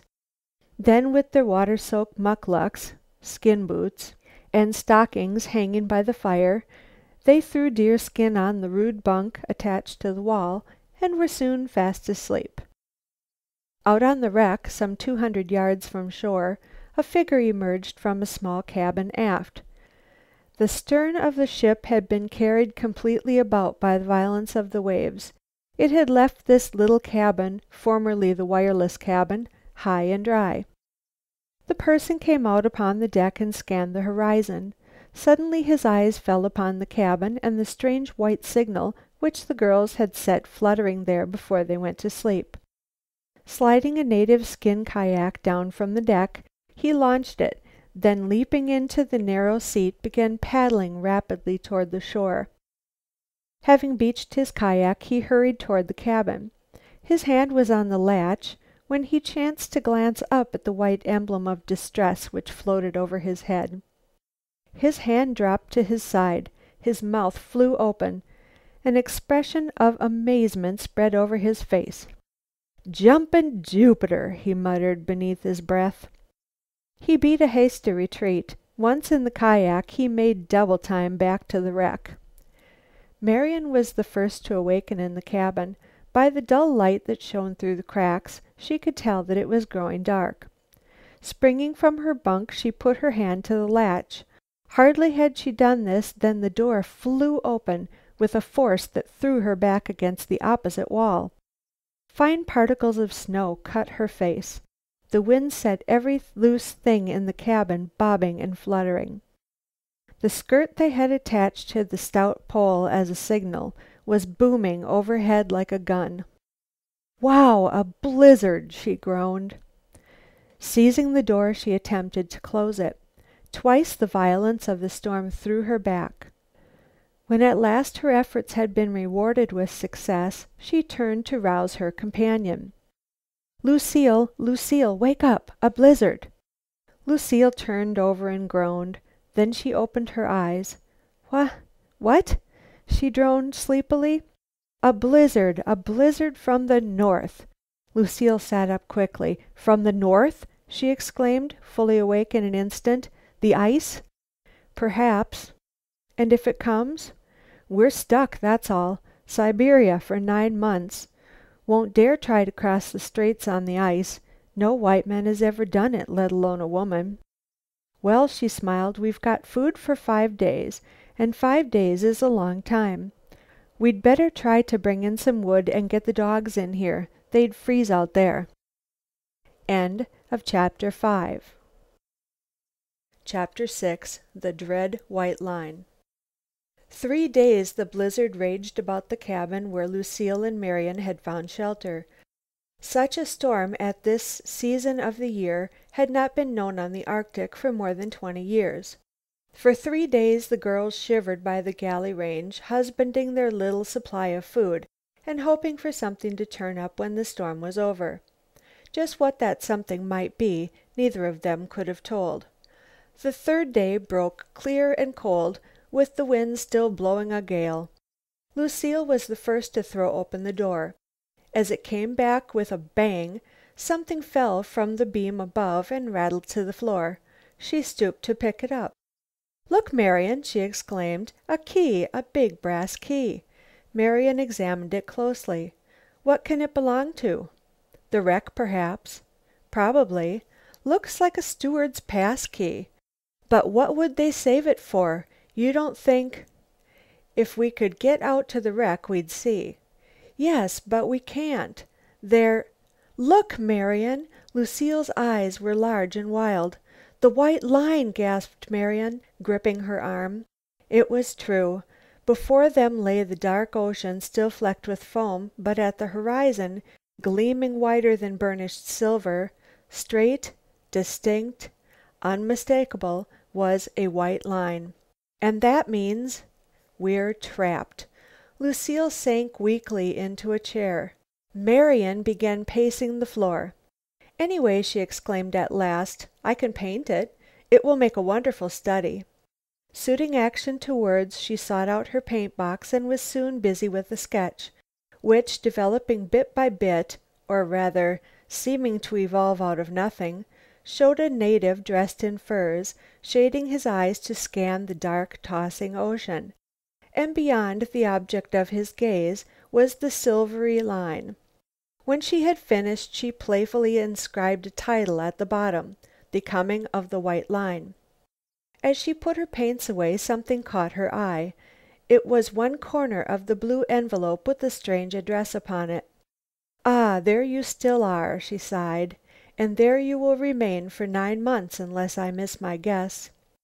I wish I hadn't kept my promise to the college boy. Wish I'd left you in the pigeonhole at Cape Prince of Wales." Since the air was too chill, the wind too keen for travel, the girls slept that night in the cabin. They awoke to a new world. The first glimpse outside the cabin brought surprised exclamations to their lips. In a single night the world appeared to have been transformed. The white line was gone. So, too, was the ocean.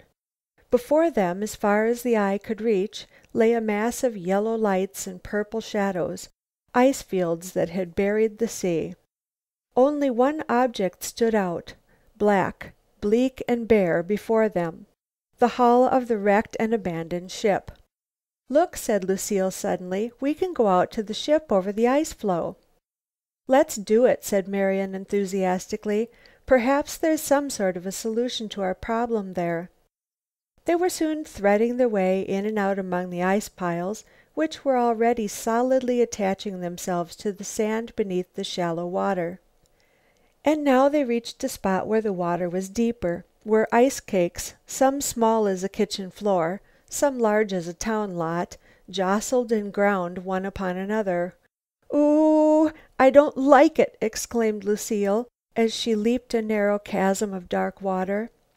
"We'll soon be there," trilled her companion. "Just watch your step, that's all."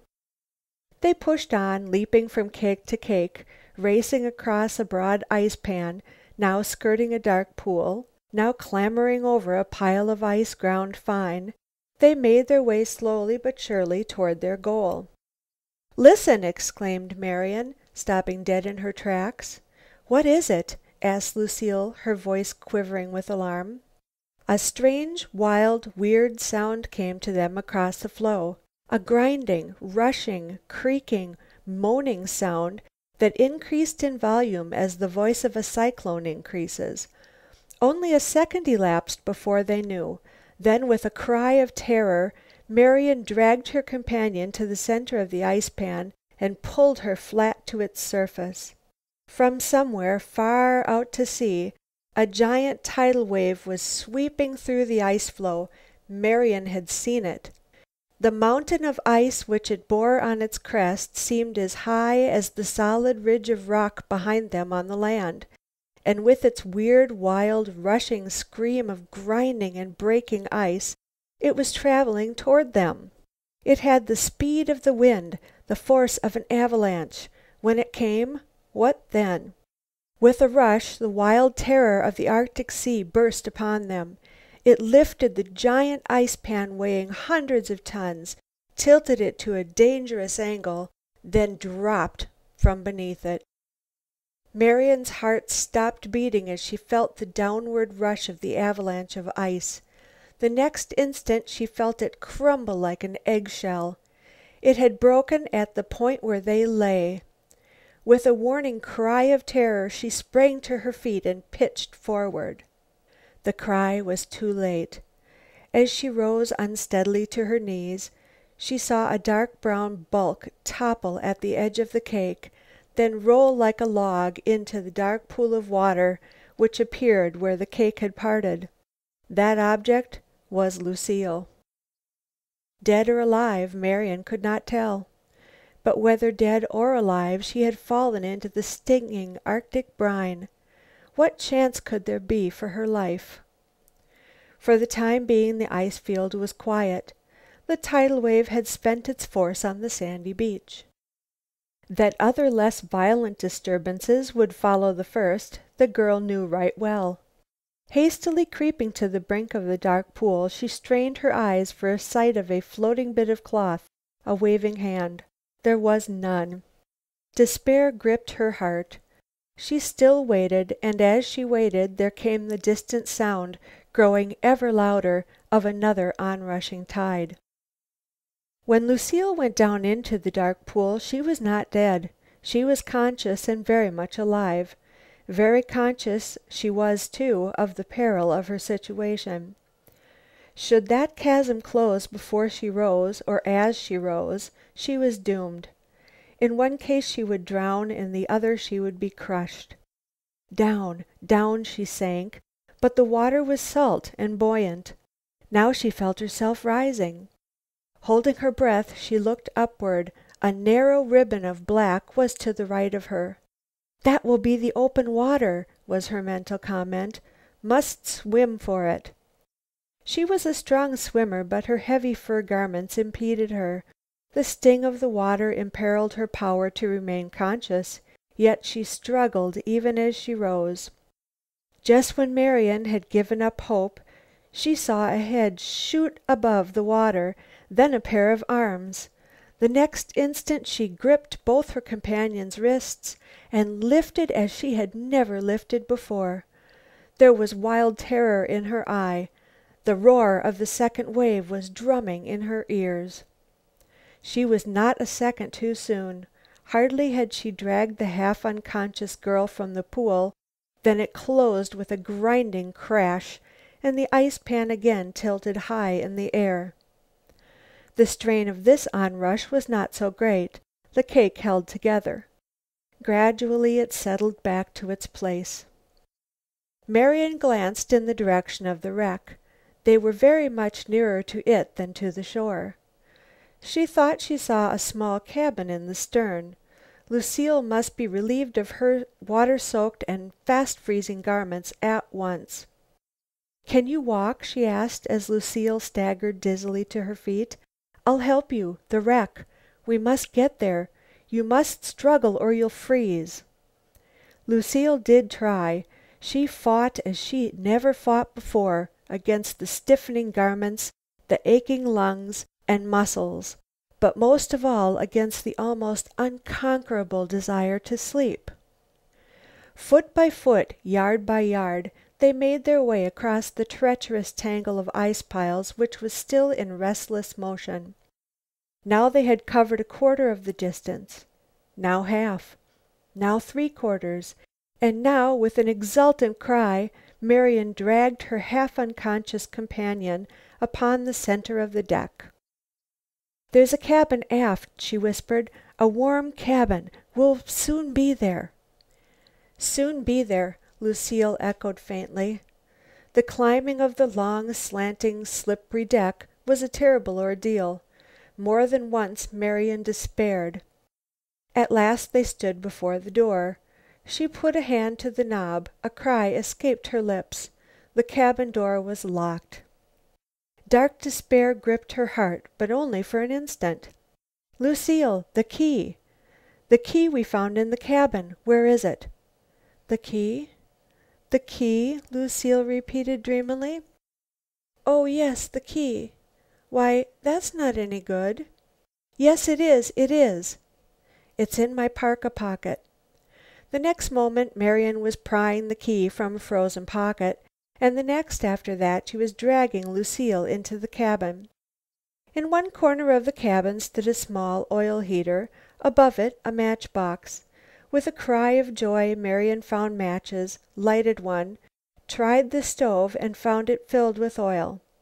A bright blaze rewarded her efforts. There was heat, heat that would save her companion's life. She next attacked the frozen garments.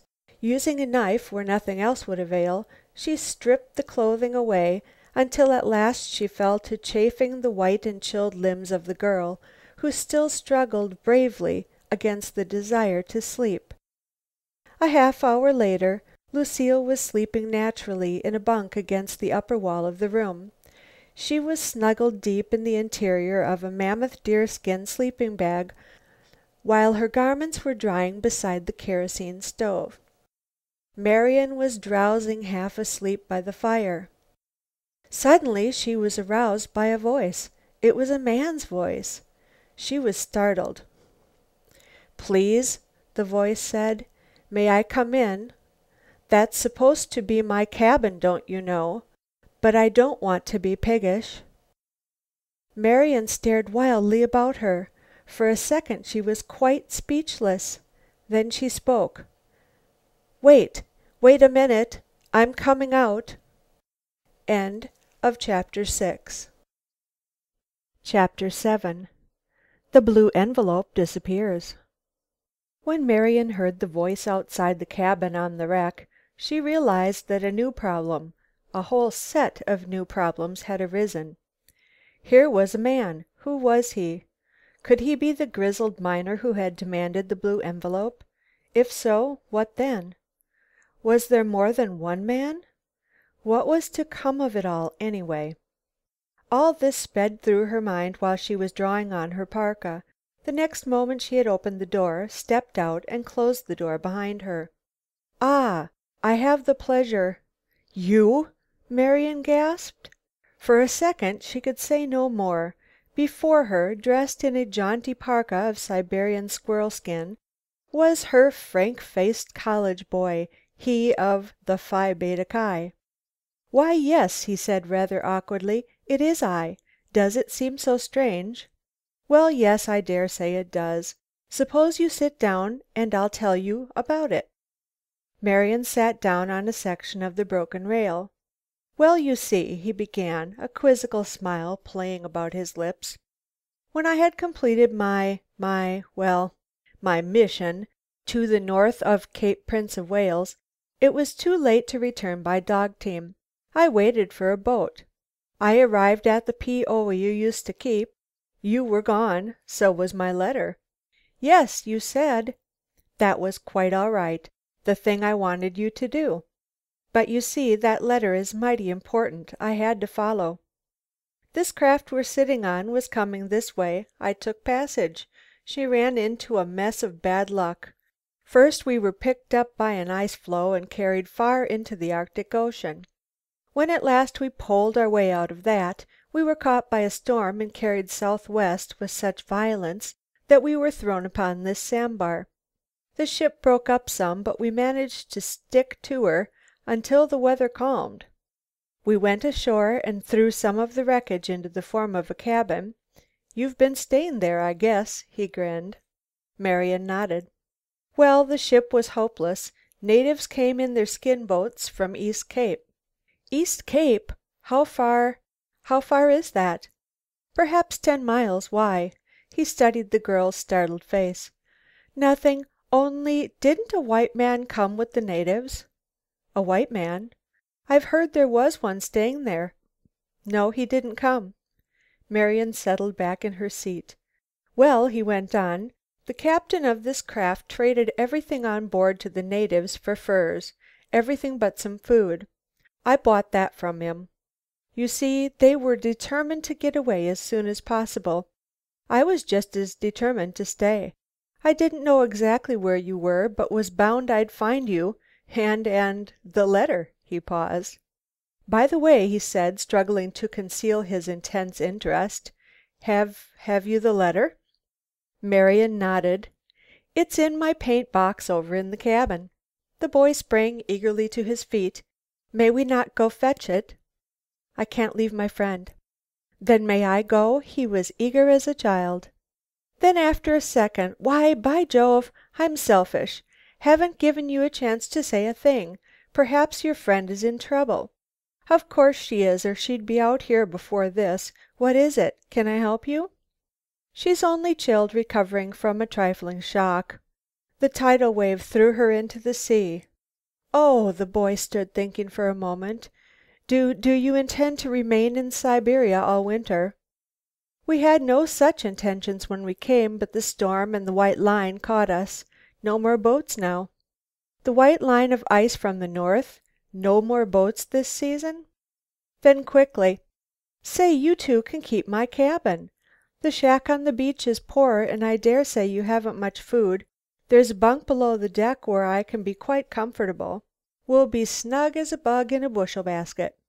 Marian lifted a hand in feeble protest. What was the use? They were trapped in Siberia. Here was an American who seemed at least to be a friend. "I'll go for your things. You stay here. Any dogs?" "3." "Good! I'll be back quicker than you think." He was away. Bounding from ice cake to ice cake, he soon disappeared. Marian turned to enter the cabin. Lucile was still asleep. Marian sat down to think. She was not certain that their position was at all improved. They knew so little of the young stranger. She felt almost resentful at his occupation of the wireless cabin. They could have been quite cozy there alone. Then again, in quite another mood, she was glad the stranger was here. He might suggest a means of escape from the exile and might assist in carrying it out. At any rate, if they were forced to go to East Cape for food, they would not be afraid to go under his guard. She fell to wondering if he had reached the shore safely.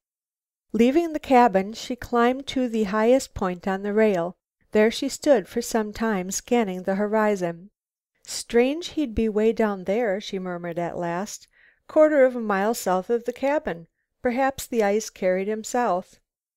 The distance was so great she could distinguish a figure, a mere speck, moving in and out among the ice piles that lined the shore. For a moment she rested her eyes by studying the ship's deck, then again she gazed away. "Why!" she exclaimed suddenly, "he has reached the cabin! Must have run every step of the way." In the cabin on shore the young stranger began packing the girl's possessions preparatory to putting them on the sled. "Some careless housekeeper," he grumbled as he gathered up articles of clothing from every corner of the room, and having straightened out Marian's paint box, closed its cover down with a click. He arrived at the schooner an hour later. The sled load was soon stowed away in the wireless cabin.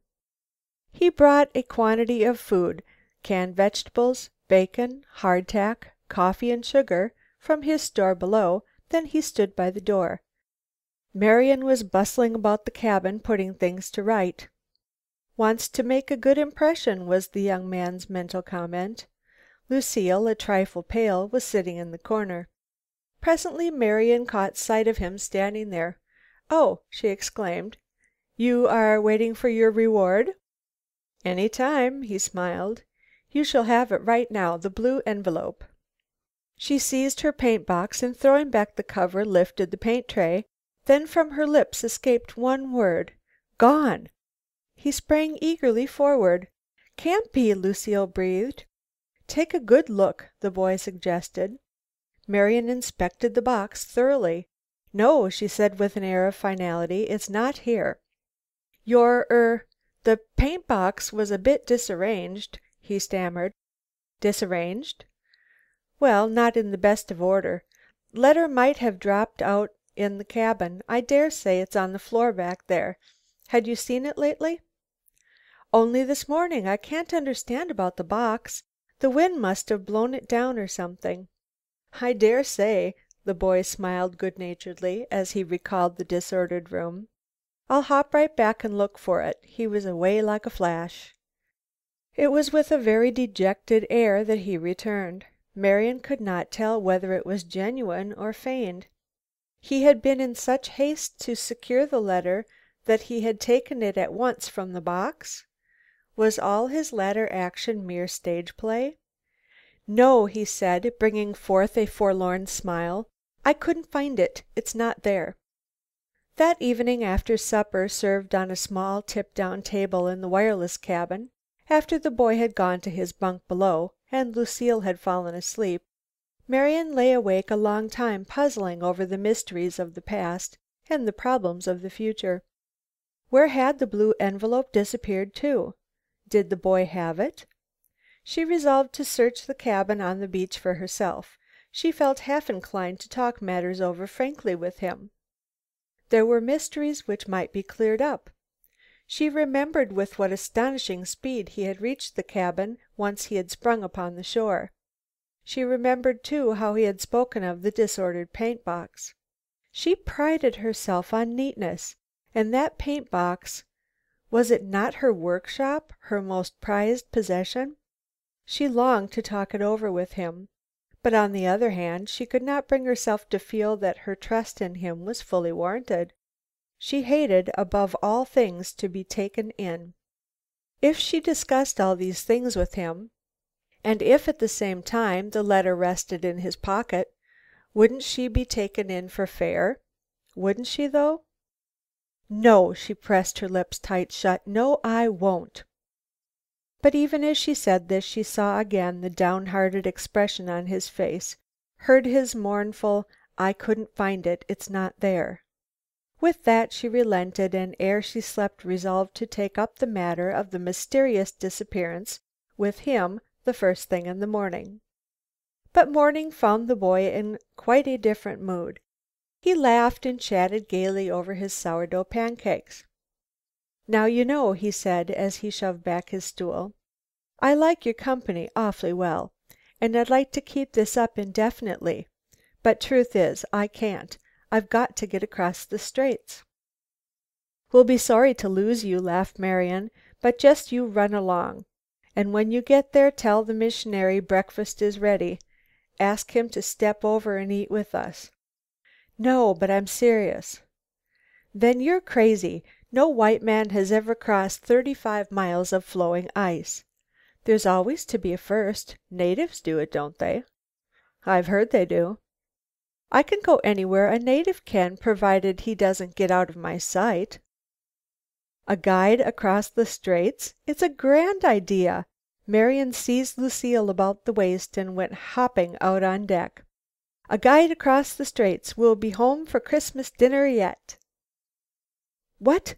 You don't mean—" The boy stared in astonishment. "Sure I do. We can go anywhere you can, provided you don't get out of our sight." "Why, that will be bully." He said this with lagging enthusiasm. It was evident that he doubted their power of endurance. "We'll have to go to East Cape to start," he suggested. "East Cape!" Marian exclaimed in a startled tone. "Sure. What's wrong with East Cape?" "Nothing. Only that's where that strange white man is." "What's so terrible about him?" Marian hesitated. She had come to the end of a blind alley. Should she tell him of her experience with the miner who demanded the blue envelope, and of her suspicion that this man at East Cape was the same man?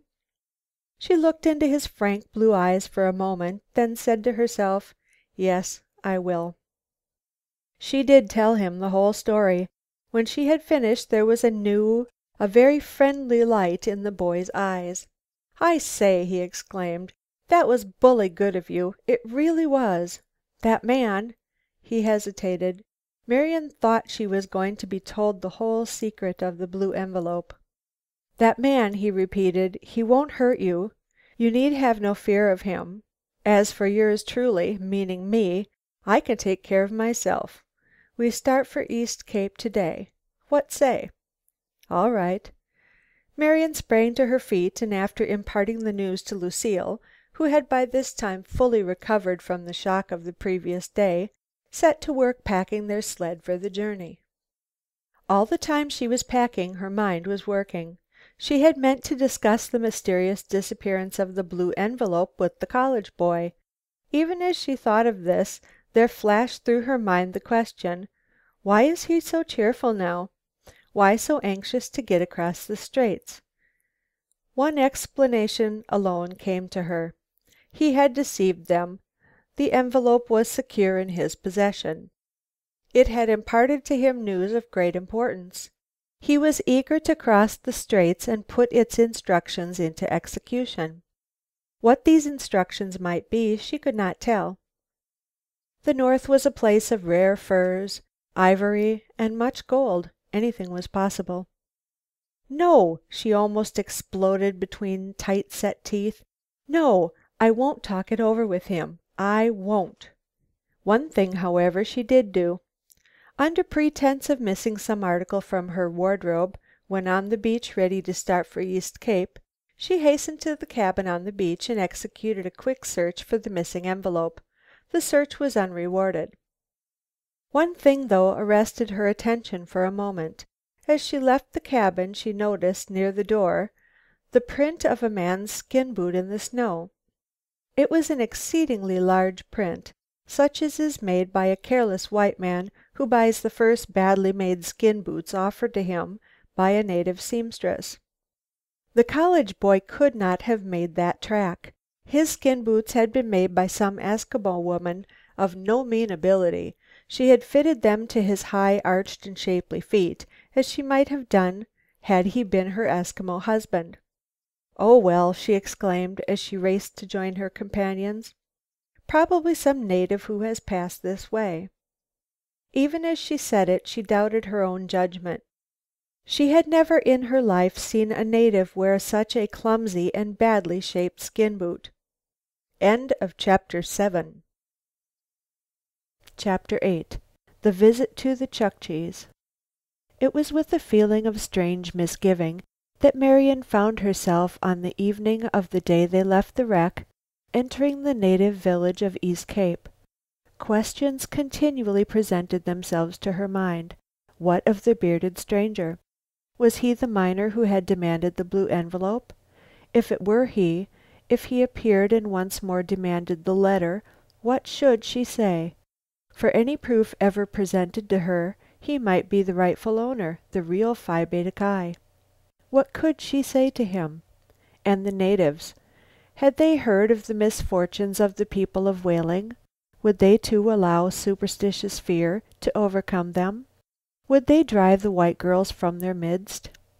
The last problem did not trouble her greatly, however.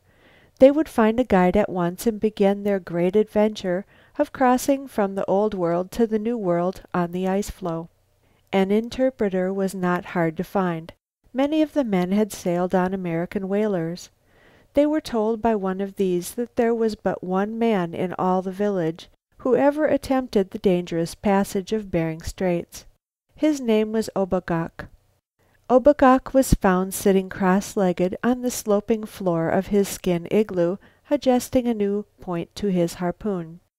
"You tell him," said the smiling college boy, "that we want to go to Cape Prince of Wales. Can he go tomorrow?" The interpreter threw up his hands in surprise, but eventually delivered the message. The guide, a swarthy fellow with shaggy, drooping mustache and a powerful frame, did not look up from his work. He merely grunted. "He say that one no can do," smiled the interpreter. The college boy was not disturbed. He jingled something in his hand. Marian, who stood beside him, saw that he held 3 double eagles. She smiled, for she knew that even here the value of yellow discs, marked with those strange pictures which Uncle Sam imprints on them, was known. The man, dropping his harpoon, began to talk rapidly. He waved his hands. He bobbed his head. At last he arose, sprang from his sleeping compartment, and began to walk the space before the open fire. He was still talking. It seemed as if he would never run down. When at last he had finished and had thrown himself once more upon the floor of the sleeping room, the interpreter began. "He say that one, he say wanna go Cape Prince Wales 2 months, 3 months, all right maybe. Go now, not go. He say that one, wanna go now, never come back. He say that one, 2, 3, 4 days come ice. Not plenty ice, say that one. Some water, some ice. Sea water, too much water. Wanna cross? No cross. Quick starve, quick freeze. He say that one, tide crack spirit all a time lift ice. Push ice this way, that way. Wanna kill man. No can go. He say that one, great dead whale spirit wanna lift ice. Wanna throw ice this way, that way, all way. Wanna kill man? Man no go Cape Prince Wales. He say that one, wanna go Cape Prince Wales, maybe 2 months, maybe 3 month. Maybe can do, can't tell. He say that one." The college boy smiled a grim smile and pocketed his gold. "Which all means," he said, "that the ice is not sufficiently compact, not well enough frozen together for the old boy to risk a passage, and that we'll be obliged to wait until he thinks it's okay. Probably 2 or 3 months. Meanwhile, welcome to our village. Make yourselves at home." He threw back his shoulders and laughed a boyish laugh. "Oh!" exclaimed Marian, ready to indulge in a childish bit of weeping. "Yes," smiled the boy, "but think of the sketches you'll have time to make." "No canvas," she groaned. "That's easy. Use squares of this seal skin the women tan white for making slippers." "The very thing!" exclaimed Marian. She was away at once in search of some of this new style canvas, in her eagerness to be at work on some winter sketches of these most interesting people, quite forgetting the peril of natives, the danger of the food supply giving out, the probability of an unpleasant meeting with the bearded stranger. Lucile, always of a more practical frame of mind, at once attacked the knotty problem of securing comfort and food for her little party. The question of a warm shelter during these months of sweeping winds and biting frost was solved for them by the aged chief Nepos. He furnished them with a winter igloo. An interesting type of home they found it, and one offering great comfort. An outer covering of walrus skin was supported by tall poles set in a semicircle and meeting at the top. The inside of this tepee-like structure was lined with a great circling robe of long-haired deerskin. The hair on these winter skins was 2 inches long and matted thick as felt. When this lining had been hung, a floor of hand-hewn boards was built across the rear side of the enclosure. This floor, about 6 by 8 feet, was covered with a deerskin rug, over which were thrown lighter robes of soft fawn skin and out of season fox skins. Above this floor were hung curtains of deerskin. This sleeping room became a veritable box of long-haired deerskins. When it was completed, the girls found it, with a seal oil lamp burning in it, warm and cozy as a steam-heated bedroom. "Who could dream of anything so comfortable in a wilderness like this?" murmured Lucile, before falling asleep in their new home on the first night. Phi was given a place in the chief's sleeping room. The space in the igloo before the girls' sleeping room was given over to stores. It was used too as a kitchen and dining room. Here, by a snapping fire of dwarf willows, the three of them sat on the edge of the sleeping room floor and munched hardtack or dipped baked beans from tin cans. The problem of securing a variety of food was a difficult one. The supply from the ship was found to be overabundant in certain lines and woefully lacking in others. Plenty of beans and sweet corn in cans, some flour and baking powder, but no lard or bacon. Some frozen and worthless potatoes, plenty of jelly in glasses, 100 pounds of sugar. So it ran. Lucile was hard pressed to know how to cook with no oven in which to do baking, and no lard for shortening. She had been studying this problem for some time, when one day she suddenly exclaimed, "I have it!" Drawing on her parka, she hurried to the chief's igloo and asked for seal oil. Gravely he poured a supply of dark liquid from a wooden container into a tin cup. Lucile put this to her lips for a taste. The next instant she with great difficulty set the cup on the floor, while all her face was distorted with loathing. "Rotten!" she sputtered. "A year old." "He he!" grinned the chief. "Always eat 'em so, chukches." Thoroughly disheartened, she left the igloo, but on her way back she came upon a woman skinning a seal. Seeing the thick layer of fat that was taken from beneath the animal's skin, she hastened to trade 3 cans of beans for it. Bearing this home in triumph, she soon had the fat frying over a low fire. Seal oil proved to be quite as good cooking oil as lard. Even doughnuts fried in it were pronounced delicious by the ever-hungry Phi. Experimenting with native food was interesting. Seal steak was not bad, and seal liver was as good as calf's liver. Polar bear steak and walrus stew were impossible. Wouldn't even make good hamburger, was Phi's verdict. The boiled flipper of a white whale was tender as chicken, but when a hind quarter of reindeer meat found its way into the village, there was feasting indeed. In a land so little known as this, one does not seek long for opportunities to express strange and unusual things. Marian had not been established a week with Lucile in their igloo when an unusual opportunity presented itself. Among the supplies brought from the ship was a well-equipped medicine chest. During her long visits in out-of-the-way places, Marian had learned much of the art of administering simple remedies.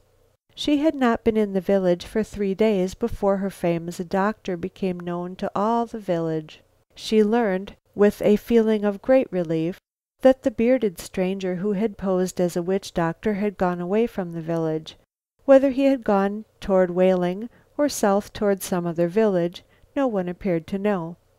Now that he had departed, it seemed obvious that she was destined to take his place as the village practitioner.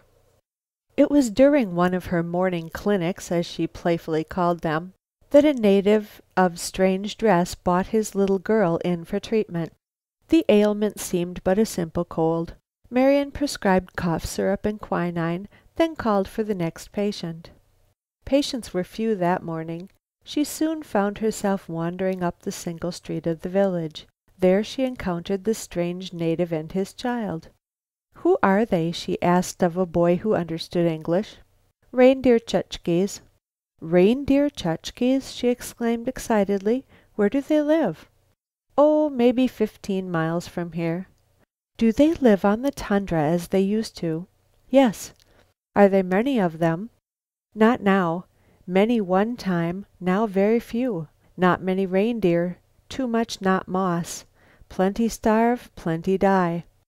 "Ask the Chukche," Marian said eagerly, "if I may go home with him to see his people." The boy spoke for a moment with the grave-visaged stranger. "He say, that one, he say yes," smiled the boy. "Tell him I will be back quick." Marian was away like a shot. Tearing into their igloo, she drove Lucile into a score of activities. The medicine chest was filled and closed, paints stowed in their box, garments packed, sleeping bags rolled up, then they were away. Ere she knew it, Lucile was tucked in behind a fleet-footed reindeer, speeding over the low hills. "Now, please tell me where we are going," she asked with a smile. "We are going to visit the most unique people in all the world, the reindeer Chukches.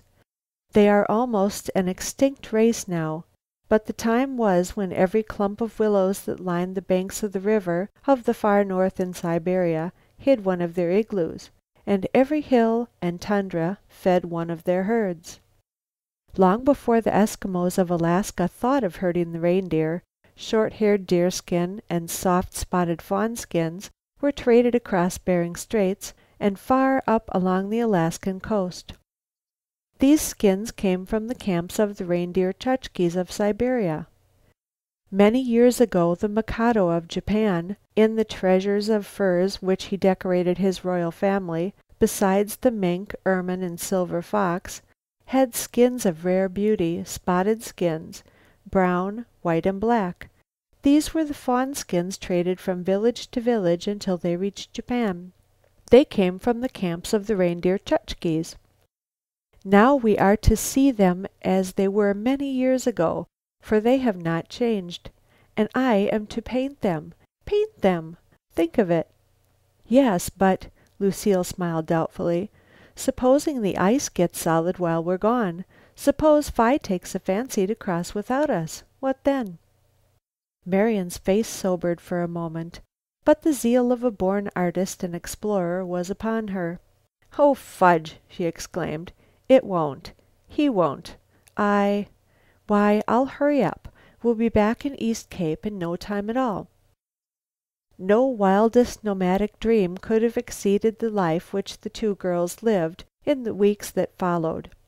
Trailing a reindeer herd over hills and tundra, camping now in a clump of willows by the glistening ice of a stream, now beneath some shelving rocks, and now in the open, wind-swept tundra, eating about an open fire while the smoke curled from the top of the dome of the tepee-like igloo, they reveled in the strange wildness of it all.